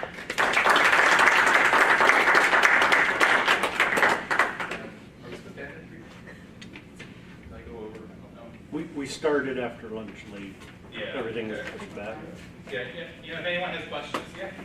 What are some strategies for user testing at the wireframe stage? That's a difficult one. It does depend on the client. You know, if we are user testing using wireframes, certainly it should be interactive, so some level of interactivity. I don't think you can show them a static piece of paper and expect them to react to it. It's just, you know, too low fidelity in most cases, especially if there's a lot of expense in recruiting for these studies. So it should be interactive, and again, that explanation of what this is and what this isn't at the beginning, really making that clear is so imperative. So we're framing you know, what they're seeing in a way that they understand, because most people aren't familiar with wireframes outside of our design realm. Yes? Do you have something in your toolkit that you use to test, you know, like heat mapping or anything like that, like where your customers are trying to, you know, if you ask them navigate to this and you find they're frustrated by that in a wireframe stage? The one that I know is good for that is from Optimal Workshop. You know, they have a tool, I can't remember the name of it, Chalkmark maybe? Where essentially you're uploading screens, static screens, and seeing where on the screen it creates a, you know, an overlay of hotspots. I haven't seen hotspot related ones for high fidelity, like interactive prototypes where you know, you're not actually testing the live sites. Of course, there's many live site ones out there like Hotjar that will do that on a production level website. But I think there are some programs. I think there's one called Validately. Does Validately do hotspots? Yeah. Another one is UserZoom will do high fidelity heat maps. It's pretty pricey. It's more like geared at corporate or large organizations. Like as an individual, you'd probably not want to pay for UserZoom. But Validately is a good one, and Optimal for lower fidelity. Yeah, I talked to UserZoom. My gosh, they're pricing. Yeah. Outrageous. Yes. Do you have routine methodology for you kind of approach your wireframe, like you do the analysis before you start creating it? Yeah, that's the big thing is having some kind of strategy to go from. We need to know the business objectives, first of all, from the client, or have some kind of research with real customers that we go from. But a lot of times I do get wireframe requests. It's going back to, you know, just create a wireframe for me. You're the UX guy. And I don't have a lot to go on. And I have to make assumptions. And sometimes, you know, in your role, you don't have a way to say, well, I need, you know, a strategy or a research project if I could do this. Like, I don't have that power to say that sometimes. They just need a wireframe. So I have to, you know, I go to a bunch of similar websites, look at how they're laying things out and kind of piece them together in the way from my expertise seeing usability testing done before that I think is best. And then we validate those later. Sometimes you just don't have that upfront strategy. You have to kind of just make assumptions. I mean, that's what we do, so I think some assumptions are fine. Yeah. Yes? In your role now, are you like pure UX or hybrid or do visuals or? I only do UX, so I'm not allowed to place color of it or typography of any kind. In my agency role, we're very segmented and strict. In my freelance consulting work, I kind of do an overlap with them, so it's very different. Yeah, definitely a hybrid right now, and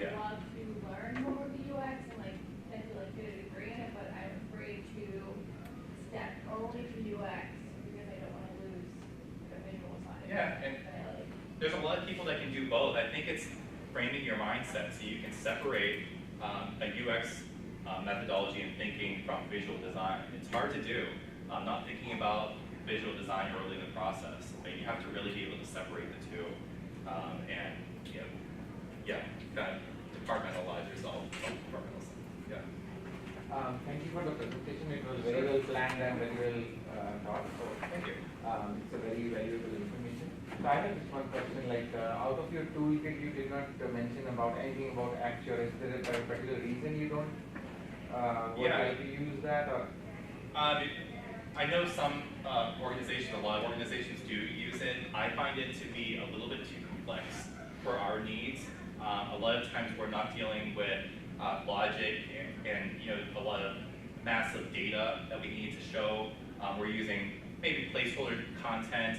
We're not doing applications is the other thing. So I think if you're doing a lot of application design, you might be reaching for Axure because you need to show more complex changes in interaction.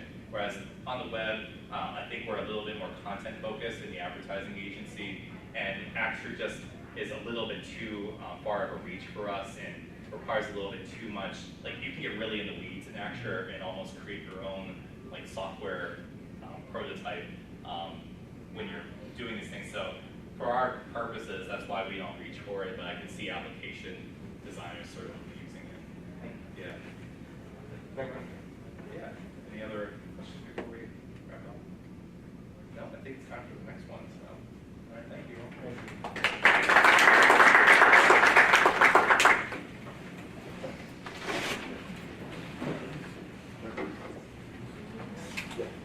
Thanks everyone that added to my little sheet there too.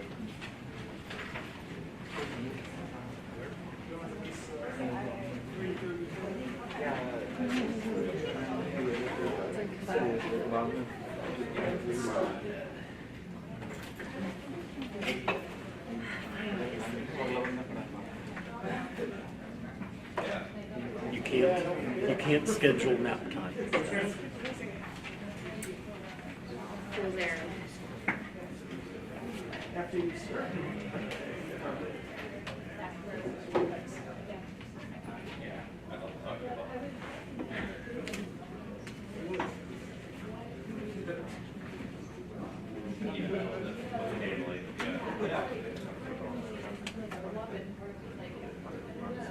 Staying for the next one. I think for a couple minutes. Yeah, I'll I probably can take it off. Take off a little bit. Walk me through, what do I do on a daily basis? I kind of ended up stuck in this room. Have you been in the other room? Yeah. Little sauna type? It is Yes. incredibly warm. Yeah. Especially for Joshua's presentation. Yeah. That it was just packed. I'm like, I can't, I'll be dead. Yeah, it was really rough. Yes. And it's weird. Just, in the same hallway. I know, I agree. I felt- 15 degrees. Yeah. Because I left there and I was like, I don't know if it's just that I've had a baby on my arm, but like, oof, I'm sweating. And then I heard other people. Yeah. Yeah, It's not definitely. just me. Definitely other people noticed. Thank you so much. Grab some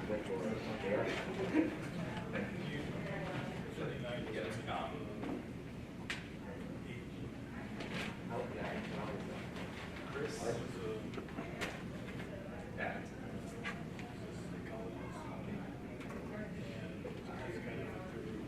Chris Howard.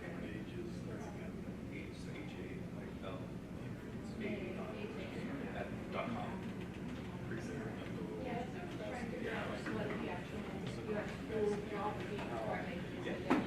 Hey, I want to do this master program because I spend all the money, I need to know, am I switching my career path to visual or am I staying with the hybrid? I would say a lot of them, a lot of their people that are from graphic design background or an IT background, developer's background. So Yeah. it's really fun. Yeah, I love to walk you through that.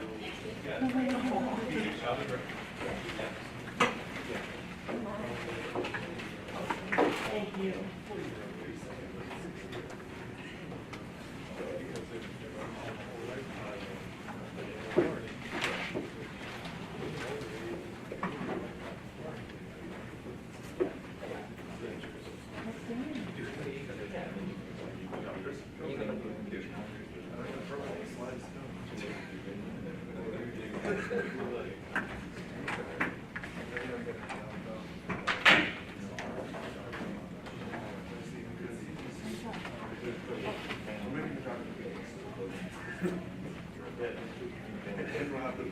That's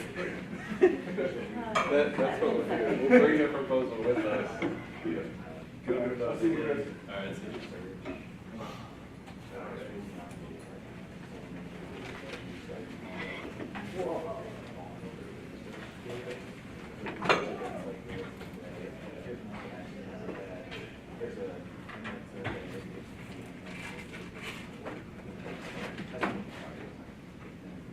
You guys don't get M&M's?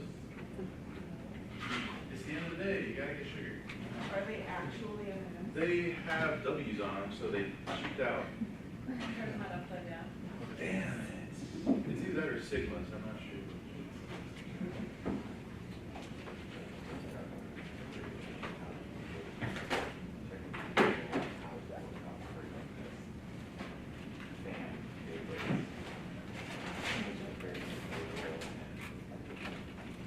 How's the conference been going for you guys? Good. We learned something today.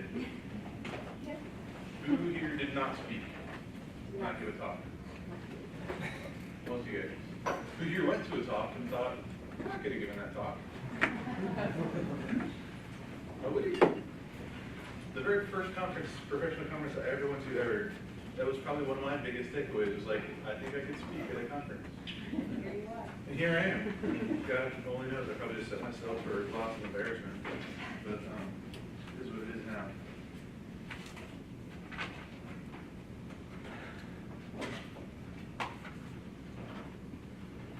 Who's got something that they can take home, take to work in the next week or two from what you learned today and make it applicable? Yep. 3 of you. 4. Nice. Alright. Who's decided they don't know what they're doing with their life or career? There we go. That's what I'm talking about. You're like, wait, that's not because of the conference. Let's call that Thursday.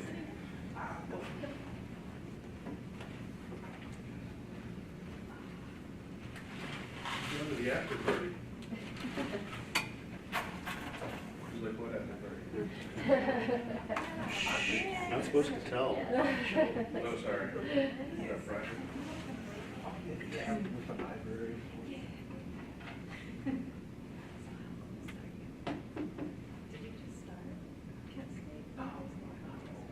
I've been here for, like, working here since 2016. So, yeah. Yeah, graduated from the program 2015, late 2015. Oh, I'm a UX librarian. Do we know if we have a tech guy?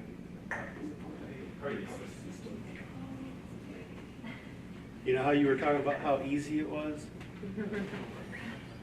Guess what?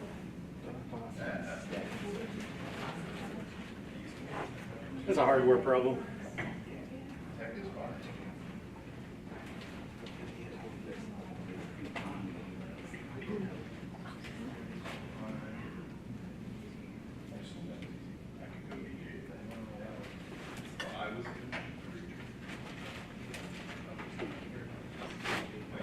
Oh, no.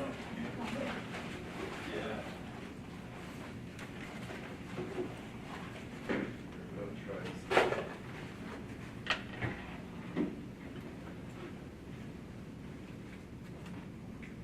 Have you tried rebooting it? I unplugged it. Turn it off and wait 15 minutes, then turn it I back. think you have to do the source again and move it over to the HDMI. Not the cable, just the, where you Right. want to go. Or put it on the computer. Laptop is easy. That's what it was. Yeah, no. We know that works.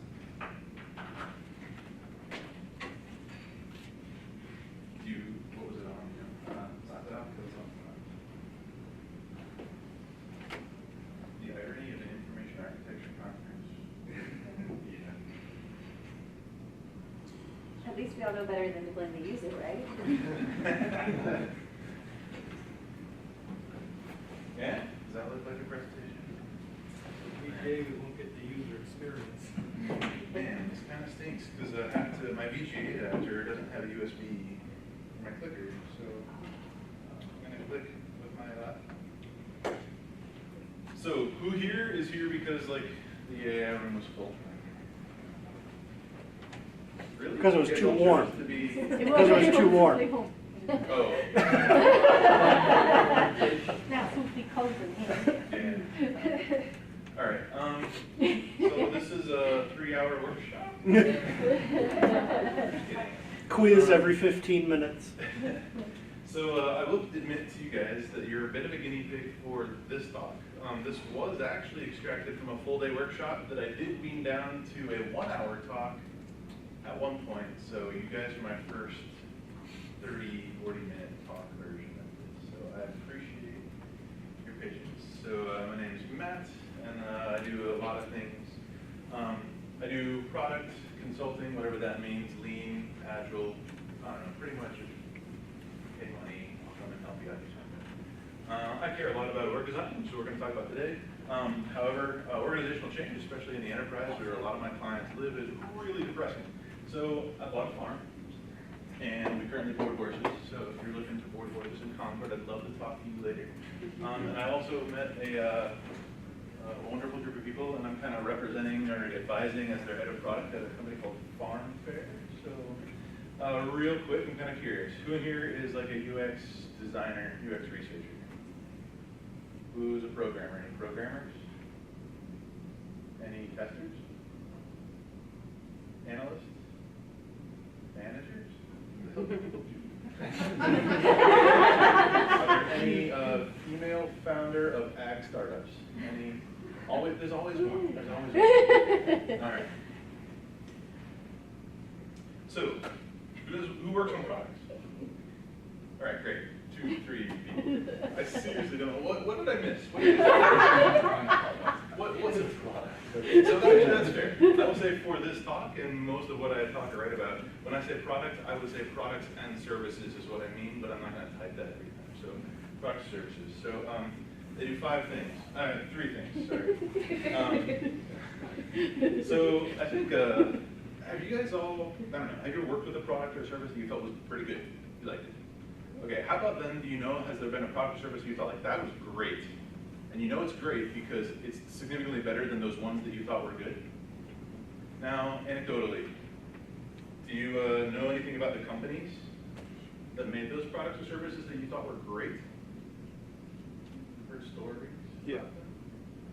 And is there some aspect of what you maybe know or have heard about that company that you think maybe enables it to have that creative output to make that product great? Is that, see more heads nodding up and down than back and forth.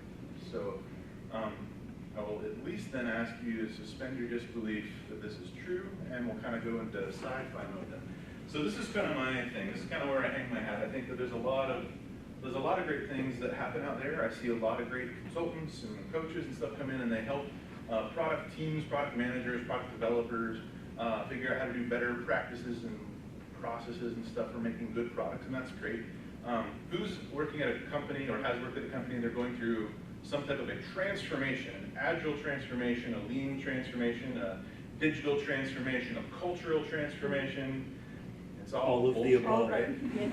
That's what you were going to say. It doesn't stick. Now I say Simultaneously. that as a seller of agile and lean and product transformations. And I guess some of the digital transformations are just companies that now are realizing that tech enables their business.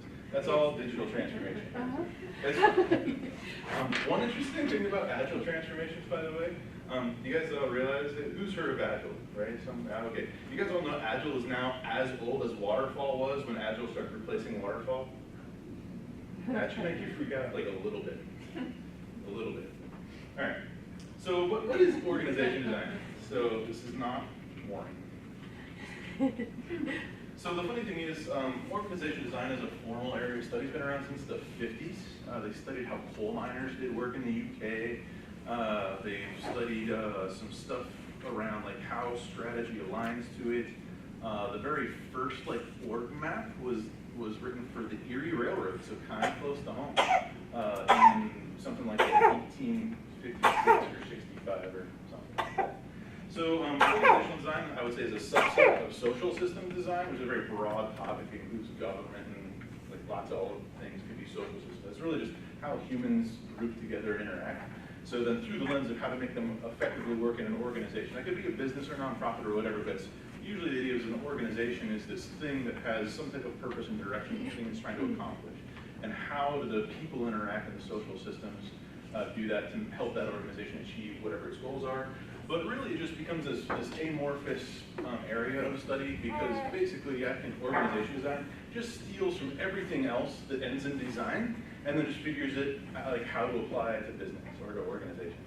So I've seen strategy design, work design, I've seen information architecture design, so I kind of just throw it in this kind of et cetera, et cetera, et cetera. All right, so there's a guy named Jay Galbraith that he came up with a star model in the 70s. His thing was a 5-pointed star. And the funny thing about Jay is his model, unfortunately, is still sort of the leading work that we have on what organizational design is inclusively. Because I'm a consultant, so I have to make up my own thing, and I'm tired of quadrant models. Have you ever noticed, like, every consultant has a quadrant model? So I've got a hexagon. It's immeasurably better than a quadrant model. Something is entering power saving. Oh, it's just the screen, not mine. Okay. So this is heavily lifted from Jay Galbraith's work, and in fairness to Jay, he's written a number of books. I think his most recent one was 2008, so it's not like he stopped in the 70s, but a lot of his work is still steeped in what I kind of think of as legacy mindset. So he still thinks very much in tree-shaped hierarchies for companies. That's not bad, because I'm guessing most of you guys work in tree-shaped hierarchies. That's fair. So, but he also has a very, not prescriptive, it's a very mechanistic view of these orgs. So he sees them as tree-shaped hierarchies. He talks a lot about vertical and lateral things that need to happen, and that's not bad. I just think it can limit how we think about the problem. Anyway, so he also leaves out this kind of the human systems aspect of it. He does talk about people, but it's a very process-oriented version of people. So anyways, I kind of call out my own stuff. I want to go through this real quick because we only have enough time to touch on 2 of these points. So the gist of most organization design stuff is that there's a bunch of things that have to balance, and it should be in service to strategy. So your company should have a strategy. Does everybody here have a company strategy? Do you work at a company that has a strategy? Do you know what it is? Yeah, that's actually a huge problem. But there's also this thing called an ethos. Who's heard of company ethos? A couple people? So it's kind of a new idea, but to me, it's the modeled behavior from the leadership. It is what is. Now, a lot of times an ethos will be reflected at a company in terms of like a value statement or a set of principles. The problem is a lot of times the bullshit that gets hung up on the wall may or may not be the actual ethos of the company. So the thing about ethos, there's 2 key things about what I think an ethos means. It's what actually is. It's the theory and practice, not just the espoused theory of how we will treat humans, how we will do work, and kind of what our moral or ethical compass is for how we will go about achieving strategy. But the other thing is it's definitely the company's ethos. Meaning, if you move or remove or different leaders come in and out, you know, they are definitely more the pickle, not the brine. So some type of collective thing happens when we get people together in this company, winds up having this personality of its own that tends to mold people to it rather than people mold the company. Does that make sense? You guys have probably all experienced that to some extent. Has anybody ever been part of a CEO change at a medium-sized or larger company? And who met the CEO or heard the CEO say amazing, wonderful things on like day 1 or week 1? And then like a year later, you're like, yeah, nothing's changed. Yeah, that's why the peasants didn't care who was the king, because they're like, eh. Is that depressing? That's why you buy a farm. Work with the soil. I have a tractor and I literally move shit. It's the best metaphor I have for executive consulting. Anyway, so these are sort of orders of impact, order of power. So the idea, who's heard the quote, structure follows strategy? You heard that? So the idea is very simple, that you figure out what your strategy is, and your structure needs to follow that. You need to have an organizational structure that will align and help you achieve your strategy. Sort of makes sense. There's a dude named Stephen Bungay, and he talks about, this is horrible, he talks about strategy deployment, which is separate from strategy design. It's another key business process in terms of how we get what we want the strategy to be balanced and deployed all the way out throughout the organization. Anyways, he says, structurally strategy for breakfast. And the problem with structure is you're usually either changing your strategy or trying to change your structure in the context of a current structure, right? Unless you're founding the company and deciding what structure you want to be from scratch, you're in the thing. The problem is your current structure and your current reward systems will often work against anything that's too progressive with regards to the existing structure, the existing reward systems. Because the structure and rewards have put people in power that are good in the current structure and reward system. Kind of makes sense, right? So I don't know, are you guys becoming despondent? I actually have a whole other talk on despondency, which is kind of funny. These are the most lower order factors, not lowest order meaning least important. It's just these are definitely more the pickle than the brine again. So as these things get defined, our key business processes and our people, talent development management systems, those will tend to respond more to these stimuli than the other way around. Have you guys sort of seen that? Things like HR policies or your quarterly business reviews or how you do product or project planning, like those kinds of things tend to follow these a lot more than these things force. All right, so the day-long workshop, if you're ever interested in that, email me. It covers all of these things, and it helps the company balance all these things together. We're really going to talk about structure and rewards today, because that's, you guys all seen the Trevor Noah show? Nobody got time for that, or ain't got time for that? All right, so structure is pretty straightforward. It's how we define our work groups. It's how we define the roles that those groups need to do the work they're going to do. And very explicitly, and this is kind of where me and Jay separate, is it's the connections between the groups. I see companies as webs. I see companies as networks. And I kind of like the idea that it doesn't matter if you keep drawing it like a tree, like your typical org map. It doesn't matter. It's still a freaking web, because that's how reality. Who's ever heard of the Latte Network? Like, who do you gotta buy a latte for to get your shit done? Like, who's heard that? So it's, you guys all have this thing. There's people that you need to work with that are outside your chain of command that you have to work with to get done. And it goes great when they feel aligned or they're your friend and they're gonna help you out. And it sucks when any of that's not true. And we're gonna look at how to figure that out. Rewards. Who loves rewards? Yep. Yeah. Are you always a 5 at work or a star performer? Who ever gets ranked a 3? Meeting expectation. Your boss will tell you that's good. That's fine. You're a 3. Anyways, when we think about our reward systems, we need to think that they can be explicit, like your rating and ranking, like your bonus, like your comp, like your promotions are very explicit rewards. But there's implicit rewards, and you guys have probably seen that. Like, who gets to work with the cool group? Or who gets to work with the cool tech, or who gets to work on the cool project? That's not a promotion, that's not dollars in your pocket, but they are generally seen as rewards. When we think about reward systems, we have to think about the dark side of that. So there are things that can be punishment, punitive, or at least things that we want to distance or disassociate ourselves from. Like at the company that I learned to hate my job at first, I wasn't in it, but I had a friend of mine who was like, oh, I'm getting put into the grease trap department. There was a department that literally everybody called the grease trap department. And everybody knew that it was all those people that just had been meeting expectations for so many years, they were never going to be better than that. And for whatever HR reason, it was legally easier to keep them in the grease trap department than it was to fire them. There were literally a department full of people. It had to be close to 500 heads that worked in the grease trap department. And it was a whole department, meaning like it had an assistant vice president and multiple directors and managers and senior managers. I mean, full of people that everyone, and they all knew it. Everyone in the grease trap department knew it was called the grease trap department. They didn't give a shit. It was horrible.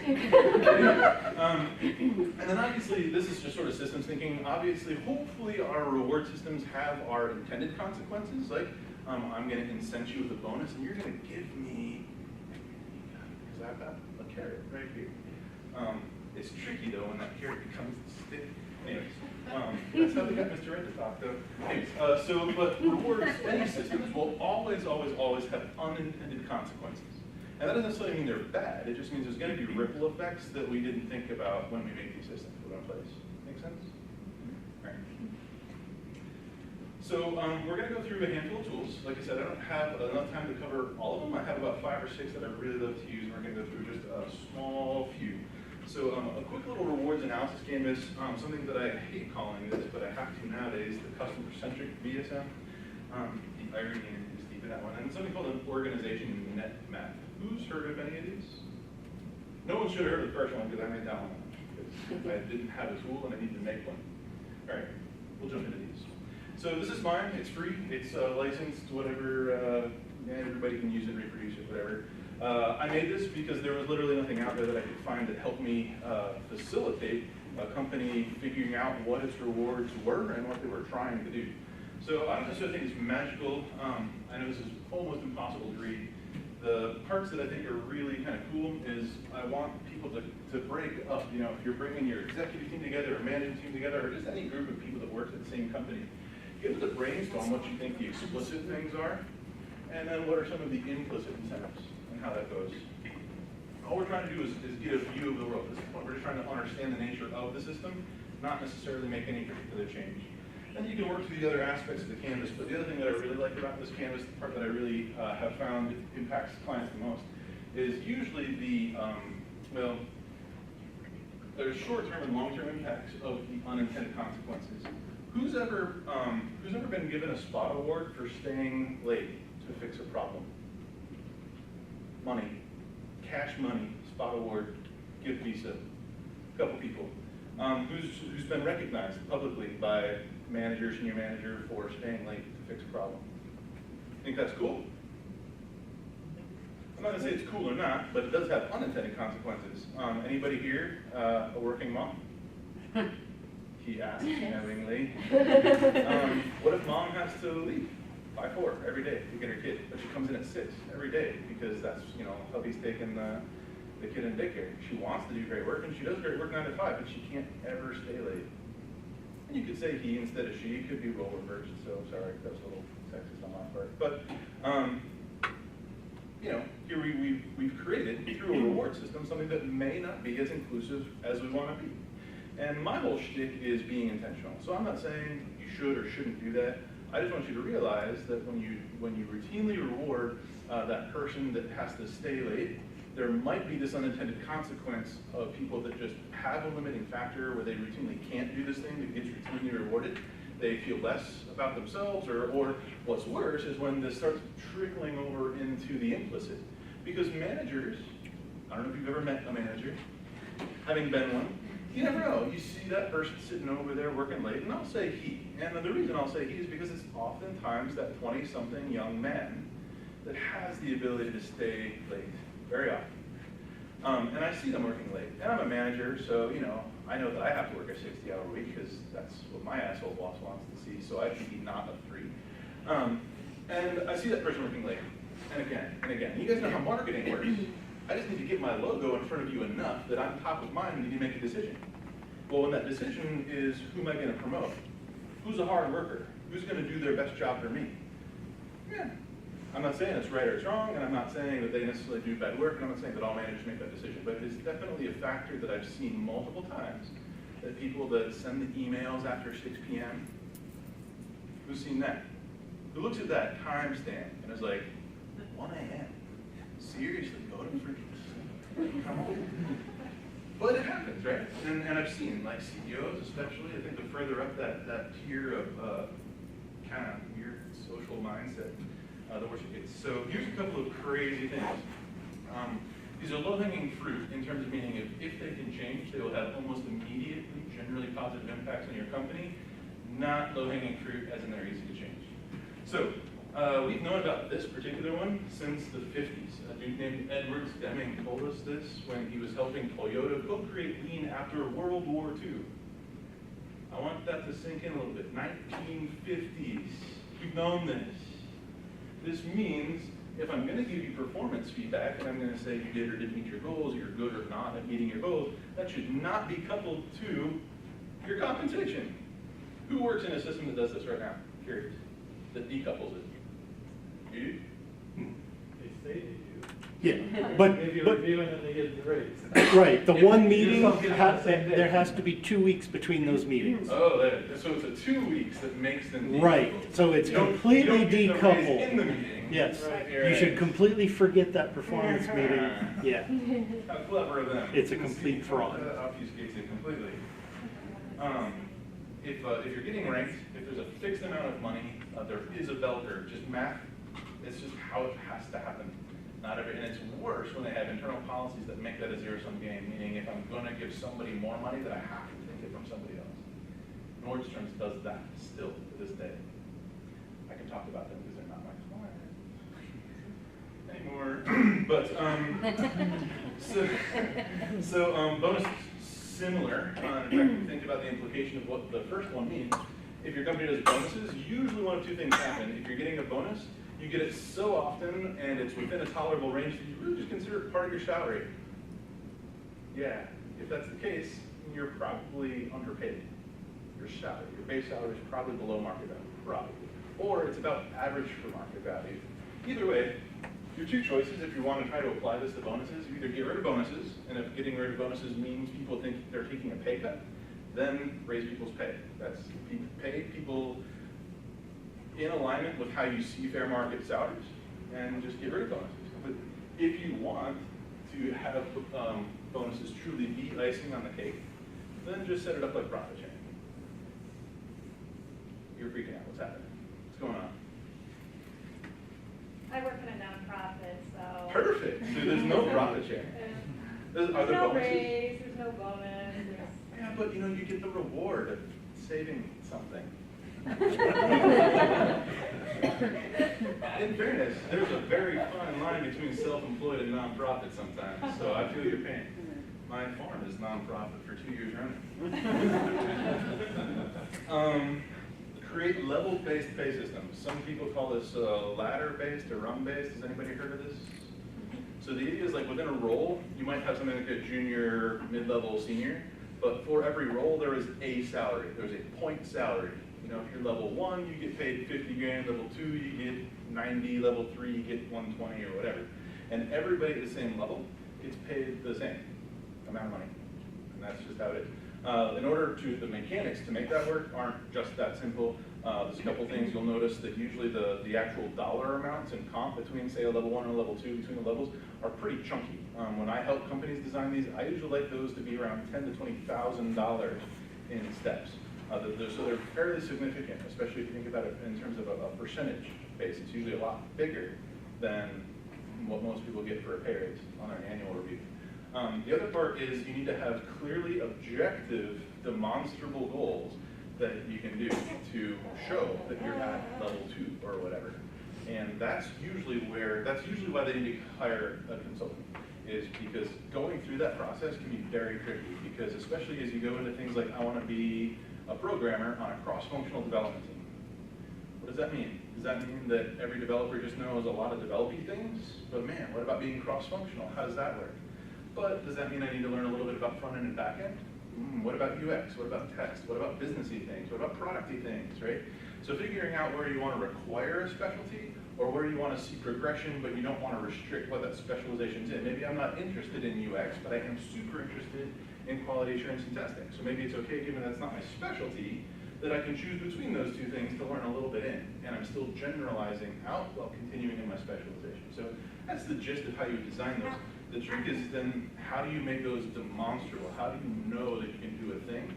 And really, all jobs should be defined that way anyways, because right now, most of the time, we promote people based on role by something like years you've been doing it, which we all know is bullshit, and some amount of like popularity contest. If we're being honest, those are the two things, is years and popularity, and that's how you get promotions within a company. Yes? Is this suggesting level-based pay system like agnostic to role or department? So like, that's a good question. So usually you would want your level-based pay by role, because there's gonna, like, if you pay like programmers very separately from marketing people, there's gonna be a huge disparity in what there's fair market salaries for both those people. As you get closer in context, so like one of the things that I got a lot of flack for when I went in-house as a head of the whole product team was I wanted to pay my programmers and testers and designers all the same salary. And because we needed to be able to be competitive for good programmers, that means they all got paid programmer salary. Programmers were the most expensive of those 3 roles. So I got a lot of flack because they're like, we were blowing up the budget. And I'm like, they're team members, because I wanted to take this like, you're a Marine first. It doesn't matter if you're a sniper or a cook. You're a development team. But that had to dovetail with my philosophy of like, I want to start learning a little bit about these generalizations. I want my UX people to start learning a little bit about front-end dev, you know. And I also have to do all these other systems to make sure that I accommodate that, because that's the hard part of being a manager in this context, is it actually makes you have to be a freaking manager, right? Because I can't just tie your perks to come. I have to actually give you meaningful performance. I actually have to guide you on this path. And I might not be the best equipped to do that. If I'm a dev manager because I was a senior engineer who turned to the dark side, who the hell am I to have advice to a UX person? I actually learned UX from Alan Cooper, so I might be okay. But anyways, so this actually leads right into that. I might be an asshole, but actually I can attest to that. My wife will definitely tell you that is true. But maybe consider a no bosses culture. Now I will freely admit that I use the word consider in this because almost every place that, literally every place that I've had as a client is not ready for this. But it's still a great mental game for you to think through. Because there's things that bosses currently do. When I say boss, I literally mean a human in charge of another human. It's modernized slavery to some extent. Or maybe just indentured servitude, that was a little better. So, you know, the idea is that there's still things that need to happen. You know, if someone starts a fist fight, someone probably needs to be fighting, right? If we still need to do coaching, we still need to do development. But just because I'm good at managing a dev team, does that mean I'm a great people coach mentoring person for all the roles that are on my dev team? That's freaking insane, right? So we can start saying, well, what other structures or teams or functions would our organization need as a whole to still do these things? Hire people, fire people, coach people, mentor people. How can we design a system that does that without having to have a human in charge of another human? All these things, by the way, can also interstitch together. In fact, they work together wonderfully when a company can do all of these things. All right. I hate calling this a customer-centric VSM because a value stream map used to mean customer, but now it just means somebody had to do a process map on a whiteboard. The number of VSMs that I see that don't have customers is sad, so I specifically say customer. So when we facilitate this, we start by brainstorming who do we think are all of our customers and users. This is a great group, I hope, that you know that those are different people. Sometimes. Not always, but they can be different. A lot of times I go to like dev conferences or like product or project management conferences and they're like, what? I'm like, well, do you use Facebook? Yeah. Do you pay for it? Not directly. So then you just map out your workflow activities. Has anybody done like this? This is just a flow chart, right? So this is kind of what are all the steps that it takes from where does work come into the system. That's usually what these dots recommend. A box is a process or an activity. I still use this. This is usually something like a diamond. I don't want to get too much into what the VSM aspect is to it. You can use this to identify, Lean uses to identify areas of waste.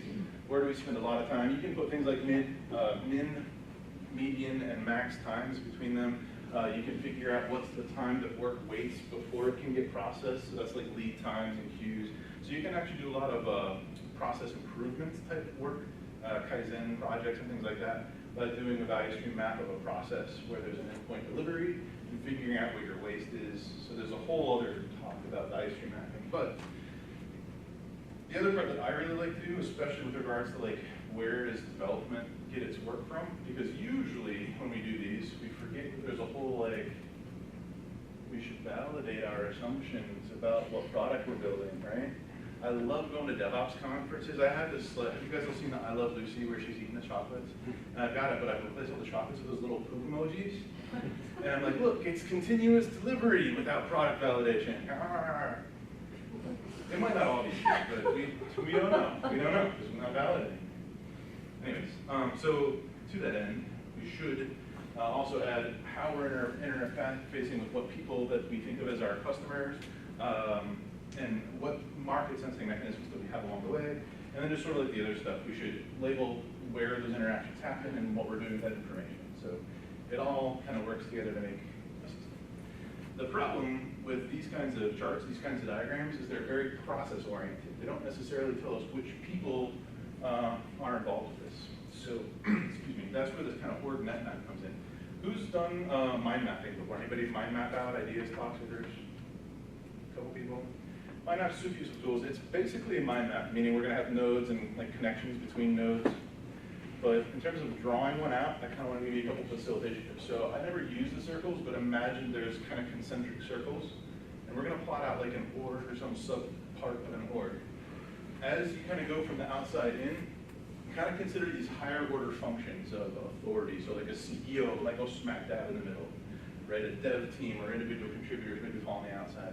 The only reason I mention this is going to make drawing this easier. It's going to be messy anyways, but it's going to make drawing it easier.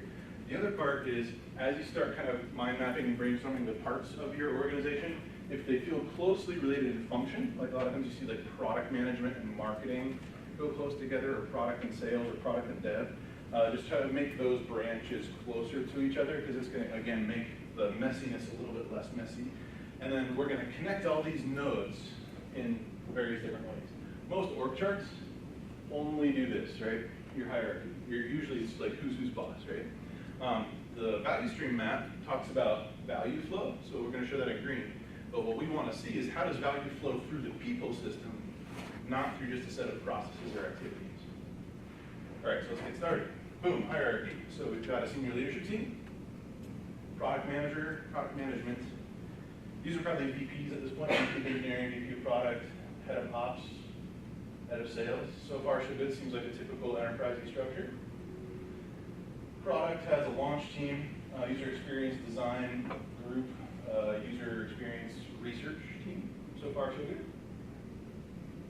Engineering, we've got release, we've got kind of new product development, we've got a maintenance squad, and a PMO. By the way, I'm not advocating this is a good model. This is actually a slightly simplified version of a former client. So, operations has customer support, and they had a triage group that kind of customer support would intake, and then triage would decide how important it was, and then do some stuff with it. And then sales, this was interesting. Marketing actually reported into sales, because this company considered marketing sales enablement, which I thought was an interesting take on marketing. And there were sales directors that tended to stay at HQ, and then the reps do what reps do, right? Point operator people go out into the world. So far, it just looks like all we really have is sort of a messy version of an org chart, right? Looks like some kind of weird squid. Let's start tracing value. So if we kind of think what that value stream map looked like, so we have to add that customer back in now. So user research and the marketing team through marketing research would interact with the market or the users, and they would create value by giving validated ideas back to the senior leadership team to help form a strategy. Senior leadership team through the VP of product would kind of help deploy strategy downstream. This is kind of after we did it. Before it was just this weird shit show of everything. But we channeled most of the strategy through product. Product through things like product owners and product managers would work directly with dev teams to actually build features. Dev would then work with release, who would then work with a launch team. Launch generally coordinated with things like marketing and sales and support to do all the go-to-market stuff.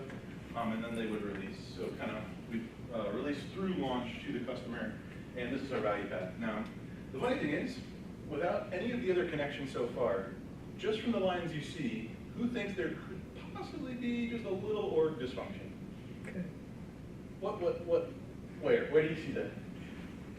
Why is there redundancy in the lines? Yeah.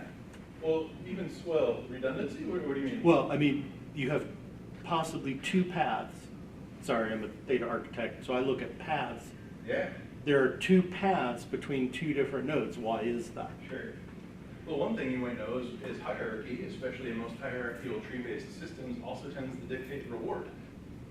Which means we've got a path for rewarding that is not aligned with value creation. I'm sure you guys have never experienced designers that don't always get along with the dev team, or a dev team that doesn't get along with IT ops, or marketing that doesn't get along with sales, or sales that doesn't get along with product, right? Interesting stuff. So the next thing we do is we start taking a look at, there's another little branch of value where customer support calls in, goes to support, goes to triage, goes into a PMO to get prioritized to a maintenance team because they're overworked and underpaid. and then they follow the path back out through launch or through release and then out to the customer. So when I look at this, even before we get into dependencies, just the idea that there's different flows meaning different things that are not a line of value that I think is interesting. It doesn't necessarily mean that hierarchy and value flow have to be the same. I would recommend it is, but it doesn't have to be if we can truly not care about hierarchy and only care about value delivery. And in theory, that's what a company should care about. It doesn't matter who's boss, it just matters, are we generating value by making a customer happy, right? One of our 3 things that great products do. Dependencies, I'm not gonna go through all of them, but these become even crazier, right? Because at least the value flow, there was some kind of hop-to-hop connectivity. These feel like there's crazy random stuff, like launch is dependent on customer support, right? That kind of makes sense. Launch and marketing, launch should be product and sales directors, right? This is interesting because we have here a handoff, dev to release, but there's also a dependency. So a work dependency isn't just a handoff. The handoff is usually a green arrow. A dependency usually means I'm blocked on my work until I get something back from you to keep my work going forward. This probably means they've gone back and forth a little bit before they can actually come through the green arrow. So dependencies, who's heard of things like optimal team sizes, Scrum team size, 7 ± 2, or 2 pizza teams? I'll tell you, a 2 pizza team with me on it's completely toast. I can eat like a 20-inch around. But or maybe I am a 2 pizza team. That's how good I am. I can eat 2 pizzas. All that is bullshit. It's myth. It's based on, so the 7 ± 2 is based off some childhood psych stuff that they researched after the fact because that's what they did at Chrysler when they invented Scrum. It has nothing to do with actual adults doing creative product delivery at all. At least that's what I heard. What I found from some research that was done by one company that did a couple of surveys, it was Rally, the big agile product management software. They found that there was no significant difference between team sizes of 3 and 15.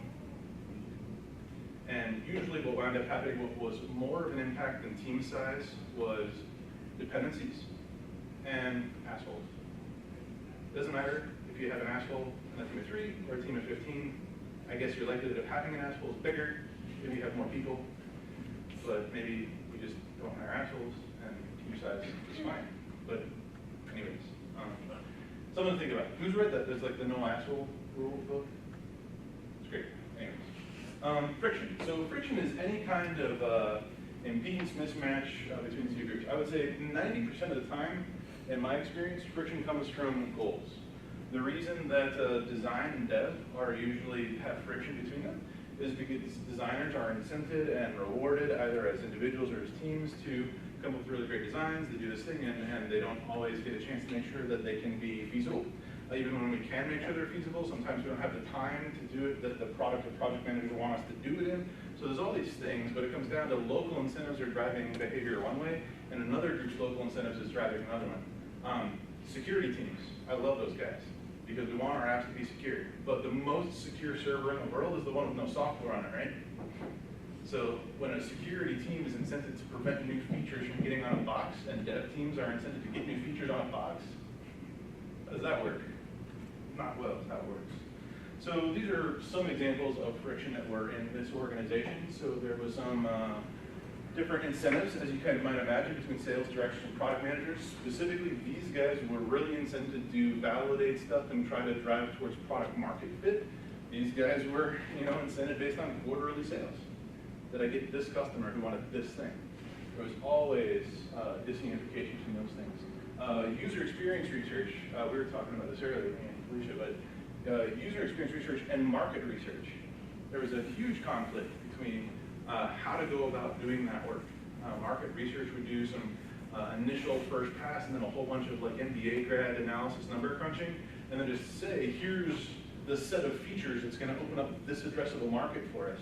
And these guys would come in and say, well, we don't know that. You basically did a whole bunch of cursory data analysis, and that might be a wonderful experiment. That might be enough to say, hey, let's go do some research. But instead of saying, hey, we think this might be a good market to go into, user researchers go start doing user research. They just say, go into this market. It's worth this many billions of dollars. Here's the features they want. Go get it. They tell these people to go draw pretty pictures. I'm sure you guys have never seen that. So, I don't know. Who thinks this looks messy? This is super sanitized. This is very clean. Although as you go through these, I'm kind of curious, because I asked this when I actually go through a real facilitation of this with the people in the company. If you were joining a company, if you were a new hire, and even the level that I just walked you guys through it today, would you rather be handed something like this and walk through it with your new boss? Or would you rather be handed an org chart and walk through that with your boss? Org chart. The org chart? Instead of this? All right. I think in terms of, I think this can be overwhelming to a new If it's hire. walked through with you, okay, that's fair. That's the first for me. Although, maybe at a conference. Everyone that I've ever talked to said they wish they knew this when they were a new hire, because this tells them how their work's gonna actually work. So again, this doesn't tell you necessarily what to change or how to change. There's some areas in here where if you kind of see where there's friction, where there's dependencies, we get ideas. So this just tells us what is the current state of the swamp. If we want to drain the swamp, we've got a couple things that we can think about doing. So there's a handful of structural considerations when we take a look at that net map that we can think about. The first one is the hierarchy. So again, if you can do a no bosses thing, great. In my opinion, in most companies that do knowledge or thought work, bosses at best do nothing, and probably more often than not harm the system. I think we're seeing more and more evidence of that as we start actually studying